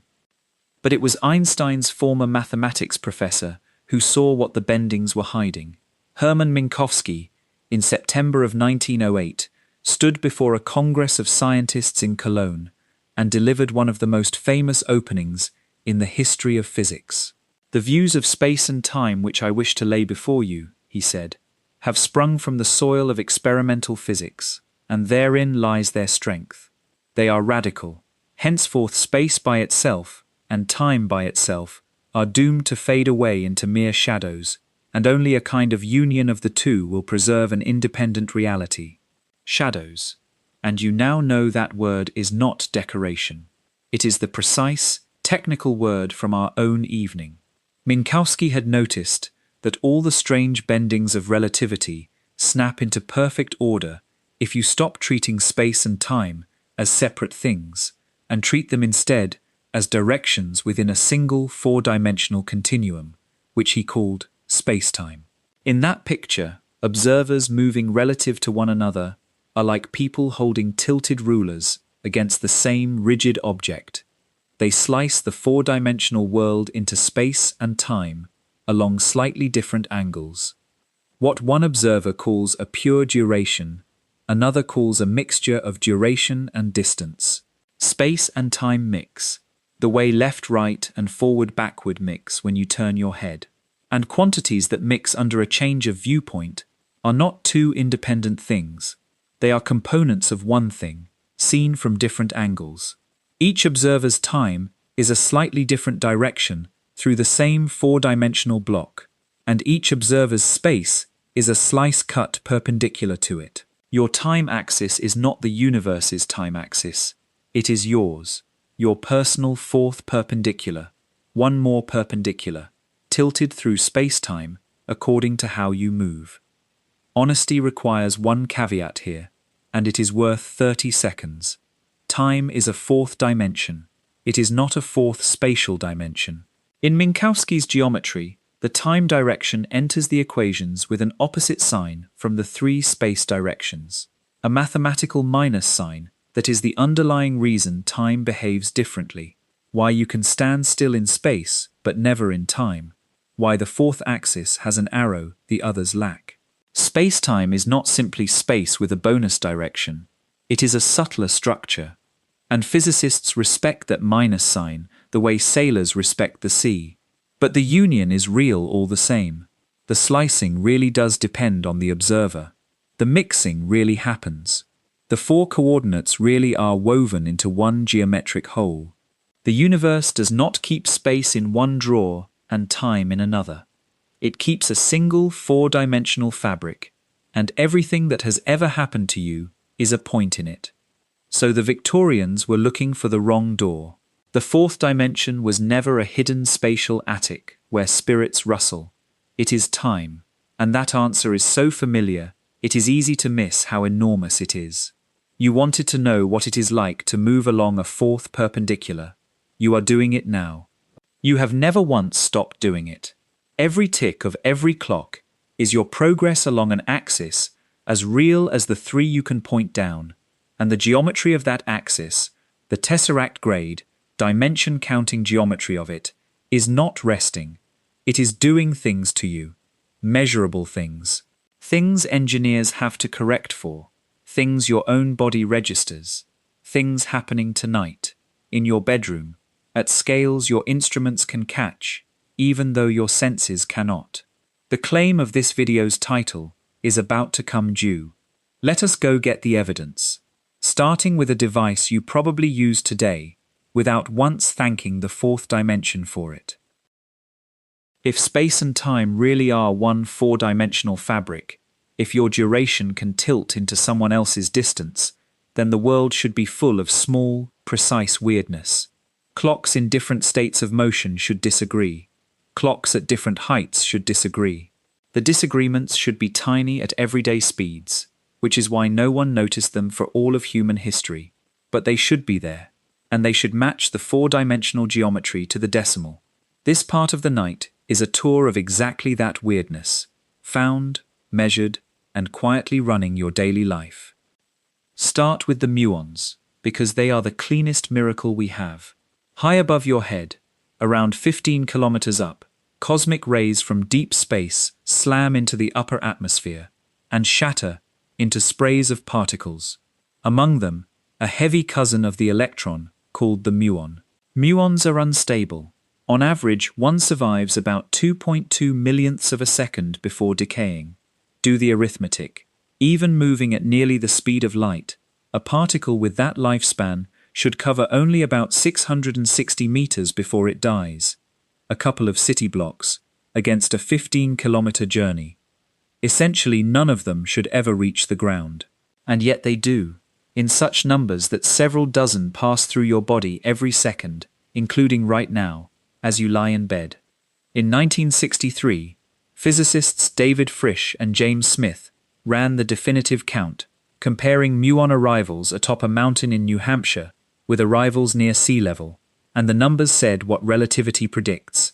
The muons survive because their time is not our time.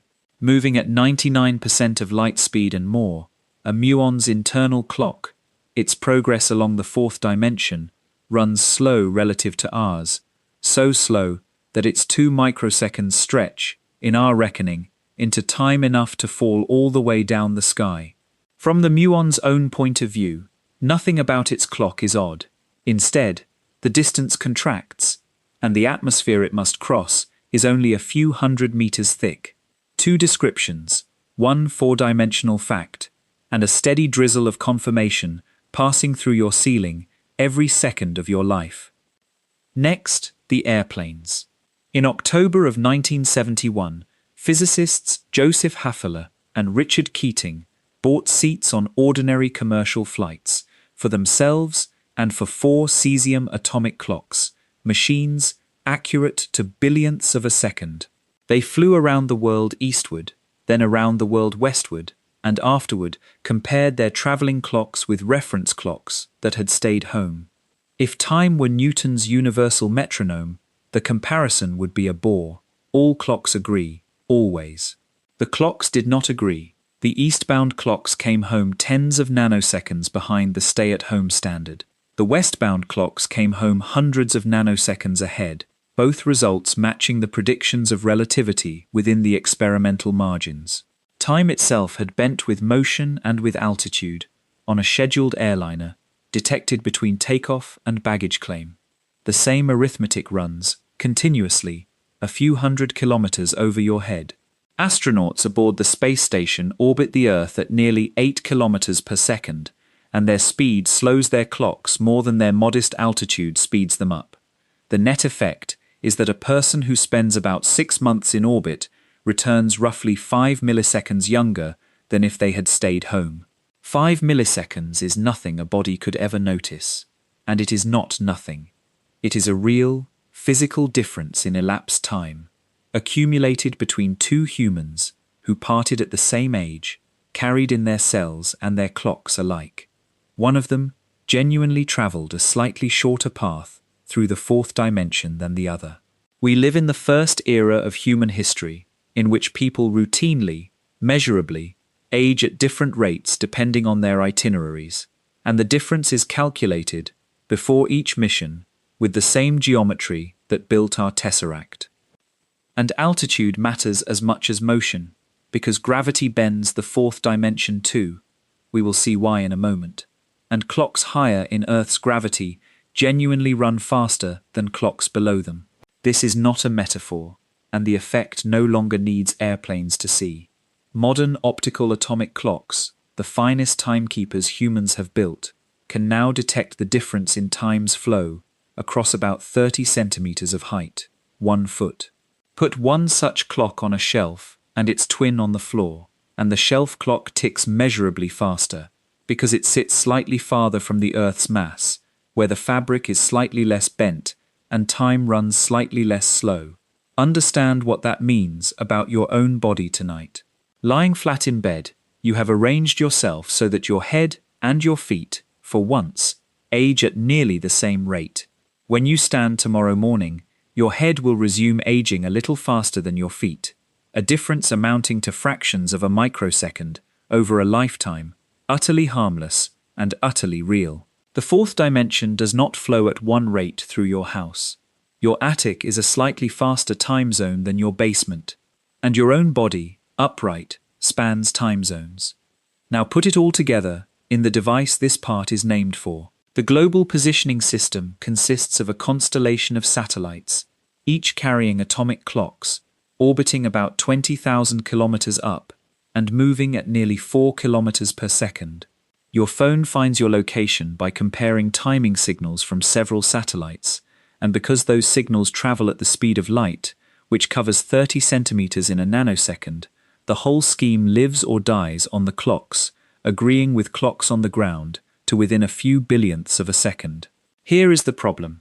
The satellite clocks are moving fast, which by special relativity makes them run slow, about 7 microseconds per day, slower than ground clocks. But they are also high above the Earth, in weaker gravity, which by general relativity makes them run fast, about 45 microseconds per day faster. The two effects fight. The gravitational one wins. And the net result is that time itself, aboard every GPS satellite, runs about 38 microseconds per day, faster than time at your kitchen table. 38 millionths of a second does not sound like an emergency, until you multiply by the speed of light. Uncorrected, that daily drift would smear positions by roughly 10 kilometers per day, growing forever. Your maps would be useless by tomorrow afternoon, off by a city, within a week, off by a small country.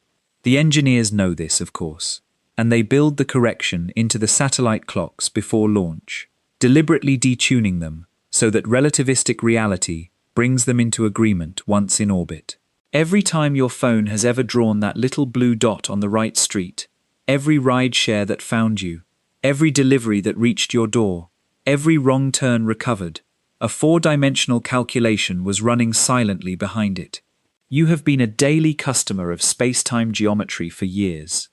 The fourth dimension was never hiding from you. It was in your pocket, being corrected for. One more step, and it is the biggest one in this part, because it moves the fourth dimension from your pocket into your bones. We have been saying gravity bends time, and it is fair to ask what that has to do with the most familiar fact of your physical life, that things fall, that you have weight, that you are pressed into your mattress right now. Einstein's answer, in general relativity, is that gravity is not a force in the old sense at all. Mass bends the four-dimensional fabric around it, and objects simply follow the straightest paths available through the bent fabric, coasting, not pulled.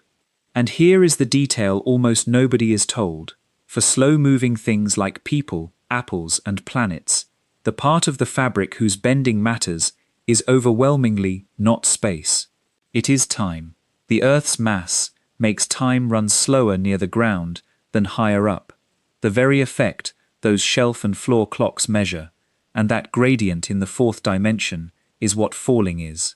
An object in free fall is doing nothing but following its natural path through space-time. The path curves toward the region of slower time, and we call that curve falling. A thrown ball arcs not because something yanks it down, but because the time part of its journey is bent. You, lying in bed, are not being pulled into the mattress by an invisible hand. Your body is trying to follow its natural path through a fourth dimension that the whole mass of the earth has tilted, and the mattress is interrupting it. Weight is the feeling of that interruption. The floor, all night, refusing to let you take the path that bent time is offering. The most ordinary sensation of your entire life, the sheer heaviness of your body at rest, is the fourth dimension, bent by a planet, pressing against a mattress that will not yield. So the evidence is in, and it is not exotic. It falls through your ceiling as muons. It rides in your pocket as a corrected clock. It divides your house into time zones and holds you against your bed all night. But every piece of it points at something larger, a picture of what you are that we have not yet dared to draw. Because if time is truly a dimension, an axis like the others, then you are not only located along it, you are extended along it, the way a road is extended along a landscape. And before we can draw that picture, there is one last mechanism to understand. The strange rule that says you cannot stop moving through the fourth dimension, and the stranger fact of the one thing in the universe that never moves through it at all. There is a way of picturing motion through space-time that long-time listeners of this channel may remember, and it is worth its second visit, because tonight it finally has a home. Physicists sometimes describe it as a budget. Everything in the universe, in this picture, moves through space-time, through the union of all four dimensions, at one single, fixed rate. Not can move, does move, always, without exception. What differs between objects is not how fast they travel through space-time, but how that fixed allowance is divided among the four directions. Think of it as a full tank that is always draining at the same rate, with a dial that chooses how much of the drain goes into crossing space and how much goes into crossing time. Sit perfectly still, and you have turned the dial all the way to one side. You are covering no distance in space at all, and so your entire allowance pours into the fourth dimension. Right now, lying as motionless as you will be all day, you are moving through time at the maximum possible rate. Stillness, it turns out, is not the absence of motion. It is motion fully concentrated along the one axis you cannot see, the ladder's last rung, travelled at full speed with your eyes closed. There is something quietly funny about this. You spent the first half of tonight straining to imagine movement along a fourth perpendicular, and it was never a thing you needed to imagine. It is the thing you are doing whenever you do nothing. Now nudge the dial, get up and walk, board a plane, ride a rocket, divert some of the budget into space, and the arithmetic of the fabric does the rest. What you spend on space comes out of time. Your wristwatch, your heartbeat, your aging all slow, relative to those who stayed still, by exactly the amount the geometry demands. At a walking pace, the diversion is comically small, which is why your commute does not keep you young. But the muons showed us the dial turned hard, at 99% of light speed and beyond. So much of the budget floods into space that time's share nearly dries up, and a 2-microsecond lifetime stretches across a 15-kilometer fall. The pilots of Hathaway and Keating's clocks turned the dial a hair's width, and still the cesium noticed. The dial is always honest. Every speed is a choice, an exchange rate between the dimension you can see and the one you can only feel, which forces a question that sounds like a child's and lands like a philosopher's. What happens at the end of the dial? What if something spent the entire budget on space, every last measure of its allowance poured into crossing distance, with nothing at all, left over for time? Is that even allowed? It is allowed. It is more than allowed. It is happening throughout the universe, in numbers beyond counting, every second. It is called light. A photon, a particle of light, has no mass, and that absence changes everything about its relationship with the fourth dimension. Massive things like you are anchored partly into the time direction. The budget picture says they can tilt towards space, but never fully arrive there. A massless particle has no such anchor. It travels at the one speed that spends the whole allowance on space, the speed of light, the edge of the dial, the fastest anything can move, because it is what moving looks like when nothing is held back for time. And the price of that totality is written right there in the geometry. A photon's clock does not run. A long array of light, the time elapsed, the photon's own time, what physics calls proper time, is exactly zero, not small, zero. I want to take you inside that fact, as far inside as physics permits, with the honest caveat that, strictly, relativity says there is no valid seat for you there. No observer can ride a photon, and what follows is the view from the mathematics, not from a passenger. Be a photon, then, for a moment, in the only sense allowed. You are made on the surface of the sun, flung out of a furnace of collapsing magnetic knots, and you cross the inner solar system, 93 million miles, 150 million kilometers, a journey our clocks time at 8 minutes and 20 seconds. Your clock times it at nothing. There is no 8 minutes for you. There is no journey for you. From the mathematics point of view, your creation in the solar furnace and your absorption, say, in the warm skin of a human shoulder on a summer afternoon, are not two events separated by a stretch of experience travel. They are, as measured by your own zero-length ribbon of time, a single touch, emission and arrival, star and skin, pressed together with nothing between them. The same is true for light from the far side of the cosmos. A photon released before the Earth existed, crossing billions of years of our time to reach a telescope's mirror, crosses, in its own account, no time whatsoever. The oldest light in the universe has, by its own reckoning, just been born. Every sunbeam that has ever touched you was, in this precise and lawful sense, a message with no interval. The sun laid directly against your skin. And if the photon's account sounds like a riddle with no consequences, notice that it quietly answers a question children ask, and adults learn to stop asking. What does light do all day? Nothing, is the lawful answer. Light has no day. Every photon in the universe, the one warming your window this morning, the one that left a galaxy 2 billion years before the Earth formed, carries the same empty diary. All the waiting, all the crossing, all the duration of every light beam's journey exists only in the accounts of massive things like us, watching from our slow seats inside the fourth dimension. Light is the universe's proof that travel and time are not the same thing, that our aging is not a tax on existing, but a tax on existing with mass. You pay it because you are substantial. It is, if you think about it while falling asleep, among the more dignified bills anyone has ever been asked to settle. Let the strangeness of that do its work, and then notice what it illuminates about you.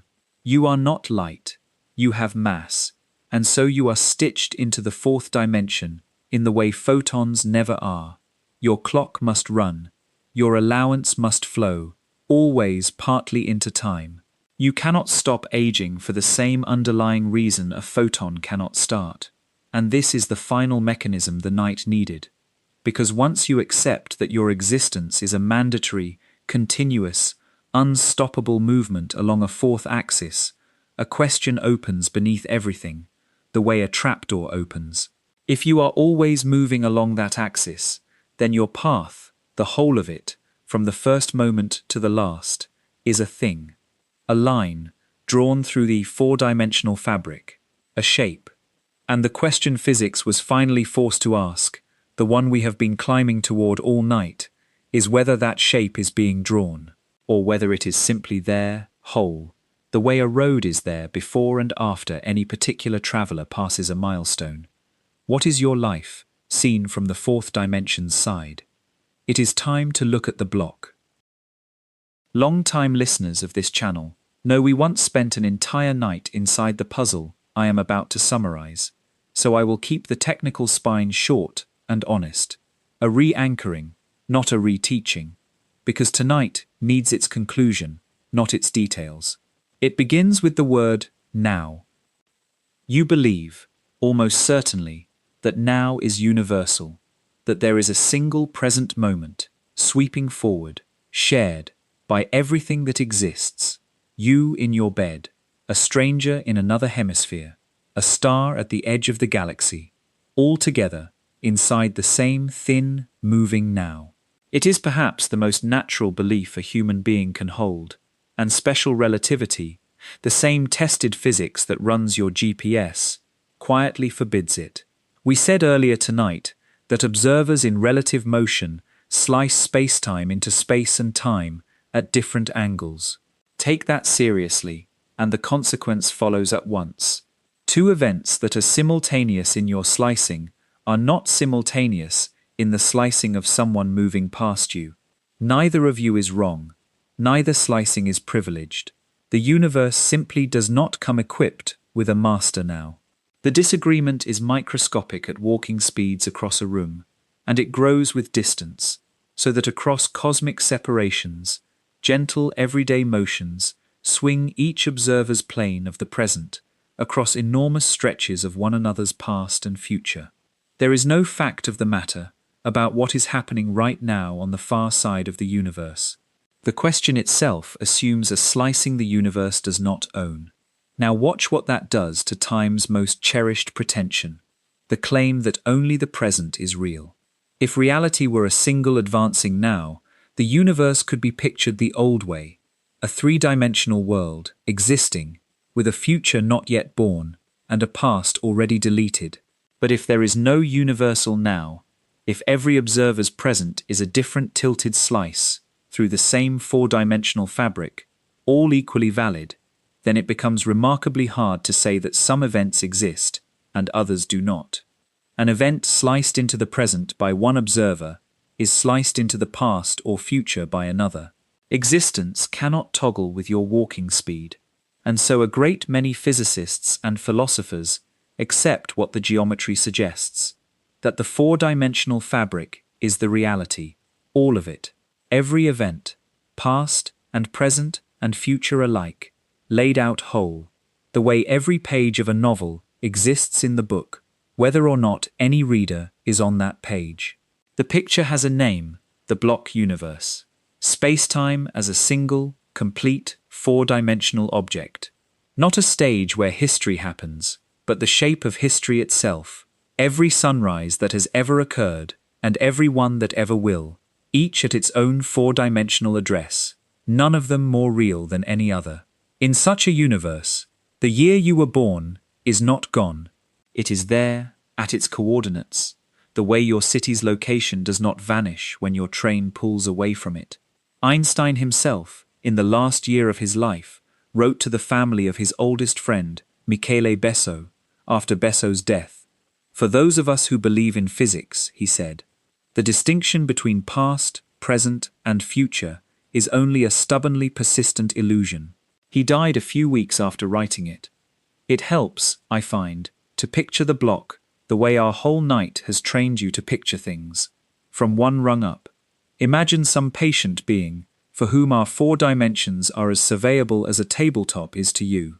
Where you see a person, it sees the full world line, a long, branching, ribbon-like form woven through the fabric, dense with incident, intersecting other world lines, a parent's, a friend's, braiding with them for stretches, parting from them, sometimes rejoining. Where you see a city, it sees a slow four-dimensional forest, buildings as thick, stationary trunks running along the time direction, commuter paths as vines that coil out each morning and return each evening, the whole structure standing complete, from foundation laying to eventual demolition, the way a sculpture stands complete in a garden. Nothing in this view moves, because motion is what a slice-by-slice reader experiences. Seen whole, motion is just shape, the slant and curl of world lines through the fabric. Our word history and our word geography would, to such a viewer, name the same kind of fact. I owe you the honesty rule, so here it is, plainly. The block universe is an interpretation, the most natural reading of relativity's geometry, defended by many working physicists, but not a proven theorem about reality. There are thoughtful physicists who resist it, who hold that the present is genuinely special and the future genuinely open, and who are working, seriously, on frameworks where the flow of time is physical and real. What no one disputes is the four-dimensional fabric and the tilted slicings, the evidence from every flying clock and every GPS satellite. What remains open is what it means, whether the block is the world or a spectacularly good map that leaves out the one thing it cannot draw, which is the difference between a moment existing and a moment happening. Physics, today, cannot fully answer that. Tonight I will show you both readings, and you may keep whichever one your mind can sleep inside. But first, look at what either reading makes of you, because this is where the whole night converges. If time is the fourth dimension, then you are not, strictly, a three-dimensional object. A three-dimensional snapshot of you, the body in the bed, this instant, is exactly that, a snapshot, a cross-section, one slice. The full object is extended along the fourth axis, the way the sphere that visited Flatland was extended along the direction no flat eye could follow. The full object is your life. It begins at a smallest cross-section, decades ago, an infant, at one end, the way a sphere meets a plane in a single point, widens through childhood, extends through every room you have ever slept in, every version of you that has ever worn your name, and tapers, somewhere along the axis, to its far end. Physicists and philosophers who think this way call it a world line, or, more vividly, a four-dimensional worm. Though lying here in the dark, I think we can allow ourselves a gentler phrase. You are a long, quiet shape in space-time. The you of this moment is one slice of it, the slice currently being read, the flat page under the lamp. The child you were is not destroyed. That cross-section exists, at its own address along the axis, as fully as tonight's does, the way the wide equator of the sphere still exists after the plane has moved past it toward the pole. The people you have lost are not, in the block reading, nowhere. Their shapes lie earlier along the fabric, complete, at coordinates the four-dimensional universe keeps. Nothing that has ever truly happened, in this picture, has ever stopped existing. Memory is not a museum of the deleted. Memory is a lower-dimensional being's way of pointing Anna down the one axis it cannot turn its eyes along, toward parts of its own shape it can no longer slice. Let the world-line picture hold still for a moment, because it does something unexpected to grief and to nostalgia, and it would be a shame to hurry past it. In the ordinary picture of time, the past is a deletion, the summer you were 9, the kitchen of your first home, the voice of someone you loved, all of it, in the ordinary picture, has been erased by the advancing now, surviving only as fading copies in fading neurons. The block reading proposes something structurally different. Nothing was erased, because erasure is not a thing the fabric does. The summer you were 9 is a region of space-time, as fixed, as located, as physically part of the universe as the room you are lying in tonight. You cannot revisit it, but that is a statement about how world lines run, not about what exists. You cannot revisit the city you drove through this morning either, in the sense of making this morning happen again, and yet no one concludes the city has been annihilated. In the block, the difference between elsewhere and elsewhen thins to almost nothing. The people you miss are not ash scattered into non-existence. They are earlier, a direction, not a void, whole at their own coordinates, along an axis you happen to be unable to turn toward. Physics does not promise that this reading is the true one. But it is a live, serious possibility held by serious people, and there are worse things to fall asleep holding than the thought that the past may be a place. And now the image from Flatland comes home for the last time. Exactly as promised. The flat creature never sees the circle coming. It waits in its sealed room, and the visitors' cross-sections arrive one by one, point, circle, widening, gone. Each moment a surprise, because the shape that was always whole lies along a direction the creature cannot look. That is you, and mornings. That is you, and every event of your life. The future does not feel real to you, for the same reason the sphere did not feel real to the square. It extends along your unseeable perpendicular, and you meet it only slice by slice, sunrise by sunrise, each one seeming to appear from nowhere, the way the circle bloomed in the sealed room. But the sphere was always whole. If the block reading is right, so is the shape of your life, and what you call tomorrow is simply the part of you that your tonight cannot yet slice. You never see the circle coming. It was never coming at all. It was there, Anna, all along, quietly part of the same object as you. One question remains, the only question left in the night, and it is the one the title made you. If all of this is true, if the fourth dimension is real and measured and holding your whole life along its length like a landscape holds a road, then what, finally, does it do to your ordinary day? Not in the mathematics, in your kitchen, on your commute, in the way it might be worth living differently on an ordinary Tuesday. It is time to answer the question we have carried since the first minute, and to answer it plainly. We began tonight with a shape you cannot see, and a promise I refuse to pay early. The promise is due. How does the fourth dimension affect you every day, even if you never once understand it?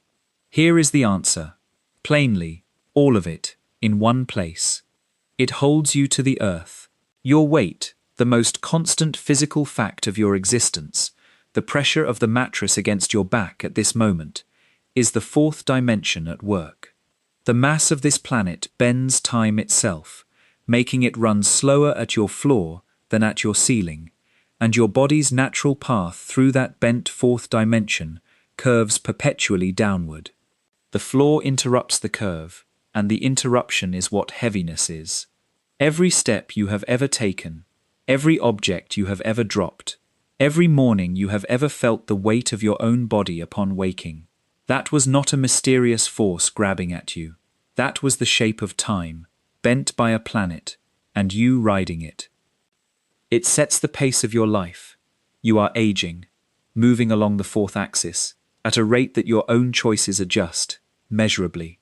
Fly across an ocean, and you land a few nanoseconds younger than the person who stayed home. The flying clocks proved it. Stand up, and your head ages faster than your feet. The optical clocks can see it across 30 centimeters.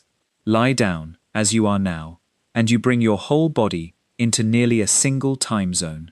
These differences are far too small to feel, and exactly the right size to measure, and they mean that aging is not a metaphor for travel.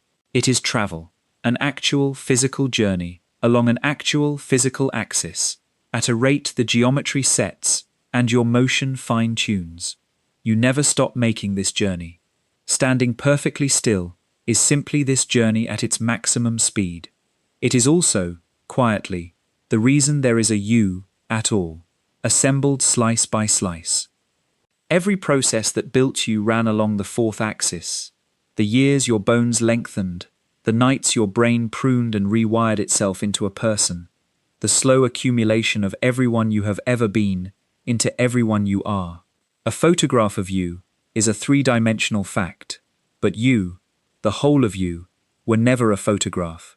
You are a process wearing a body, and process is just the everyday word for extension along the fourth dimension. Take that axis away, and nothing about you survives the loss. No growth, no memory, no music, no sentence. Not even this one, which needed the fourth dimension to carry its beginning to its end. It runs your maps.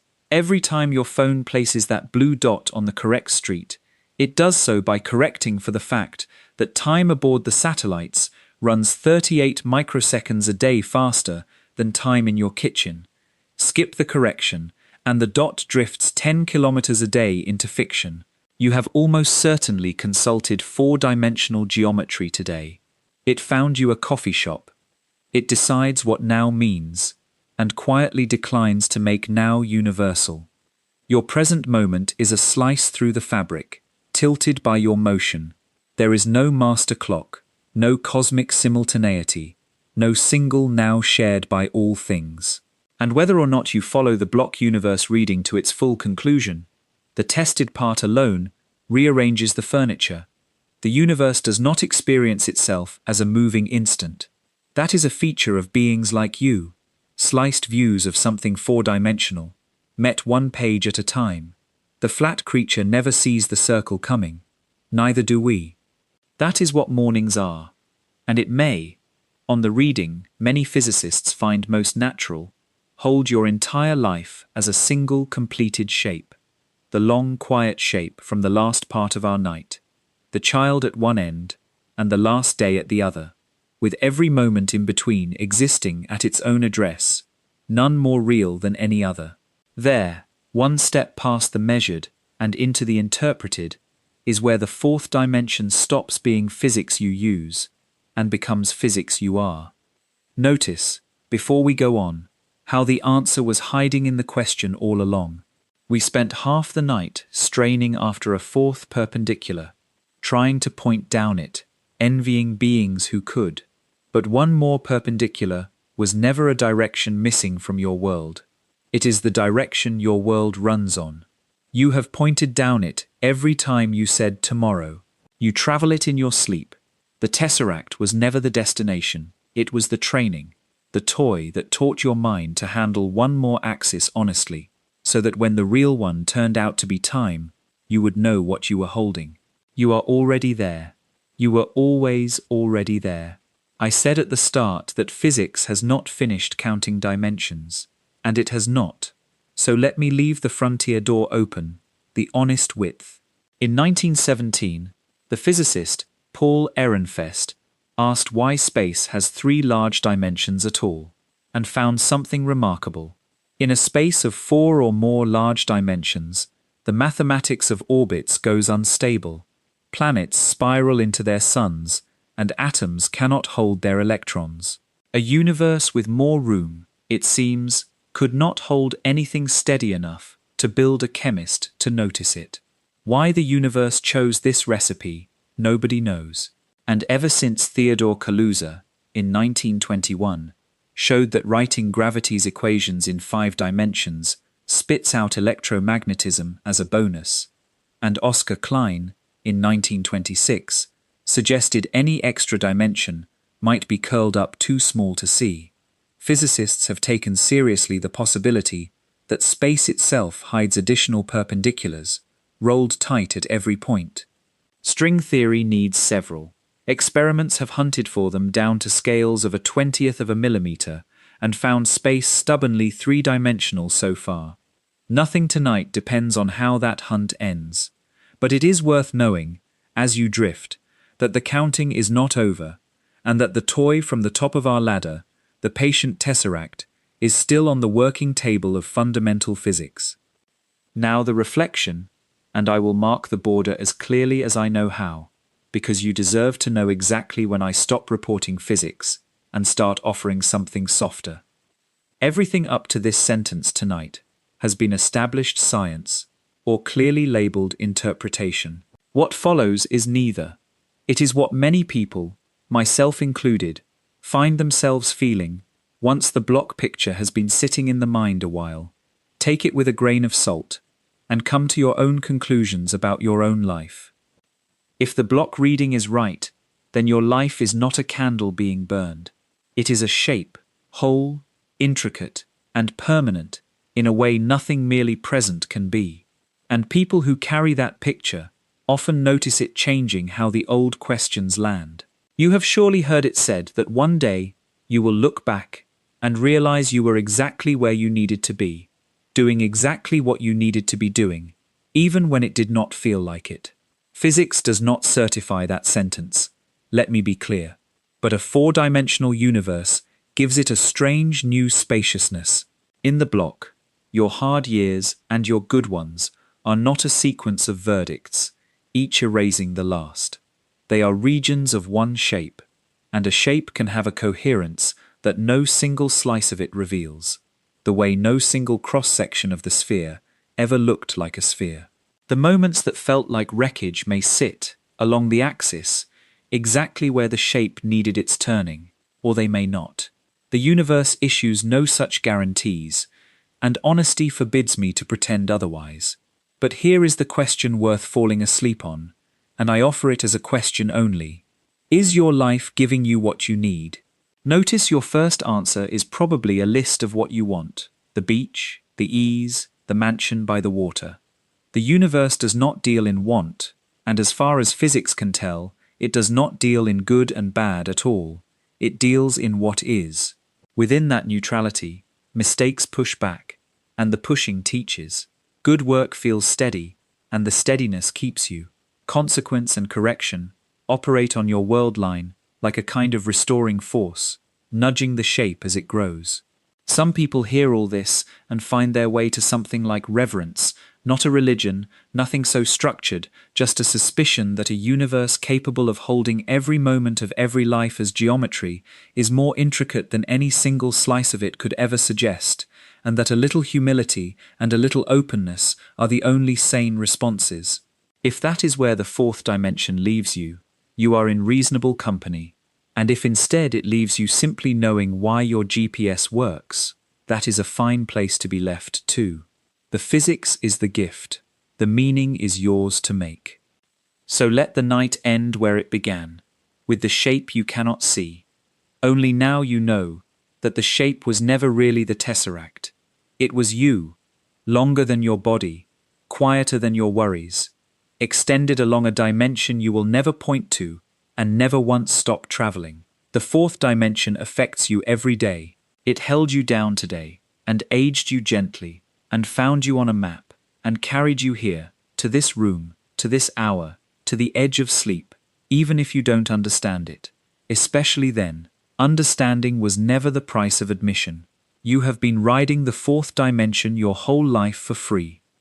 Thank you for spending this night with me, walking the ladder from a single point all the way up to the shape of your own life. If this kind of slow wandering is how you like to fall asleep, a like or a subscribe would mean a great deal. It is a small thing for you, and it genuinely helps me keep making these long, quiet journeys. And remember, the next time you feel the simple weight of your own body sinking into the bed, that is the fourth dimension, holding you exactly where you are. Good night, and may you never look at an ordinary Tuesday the same way again.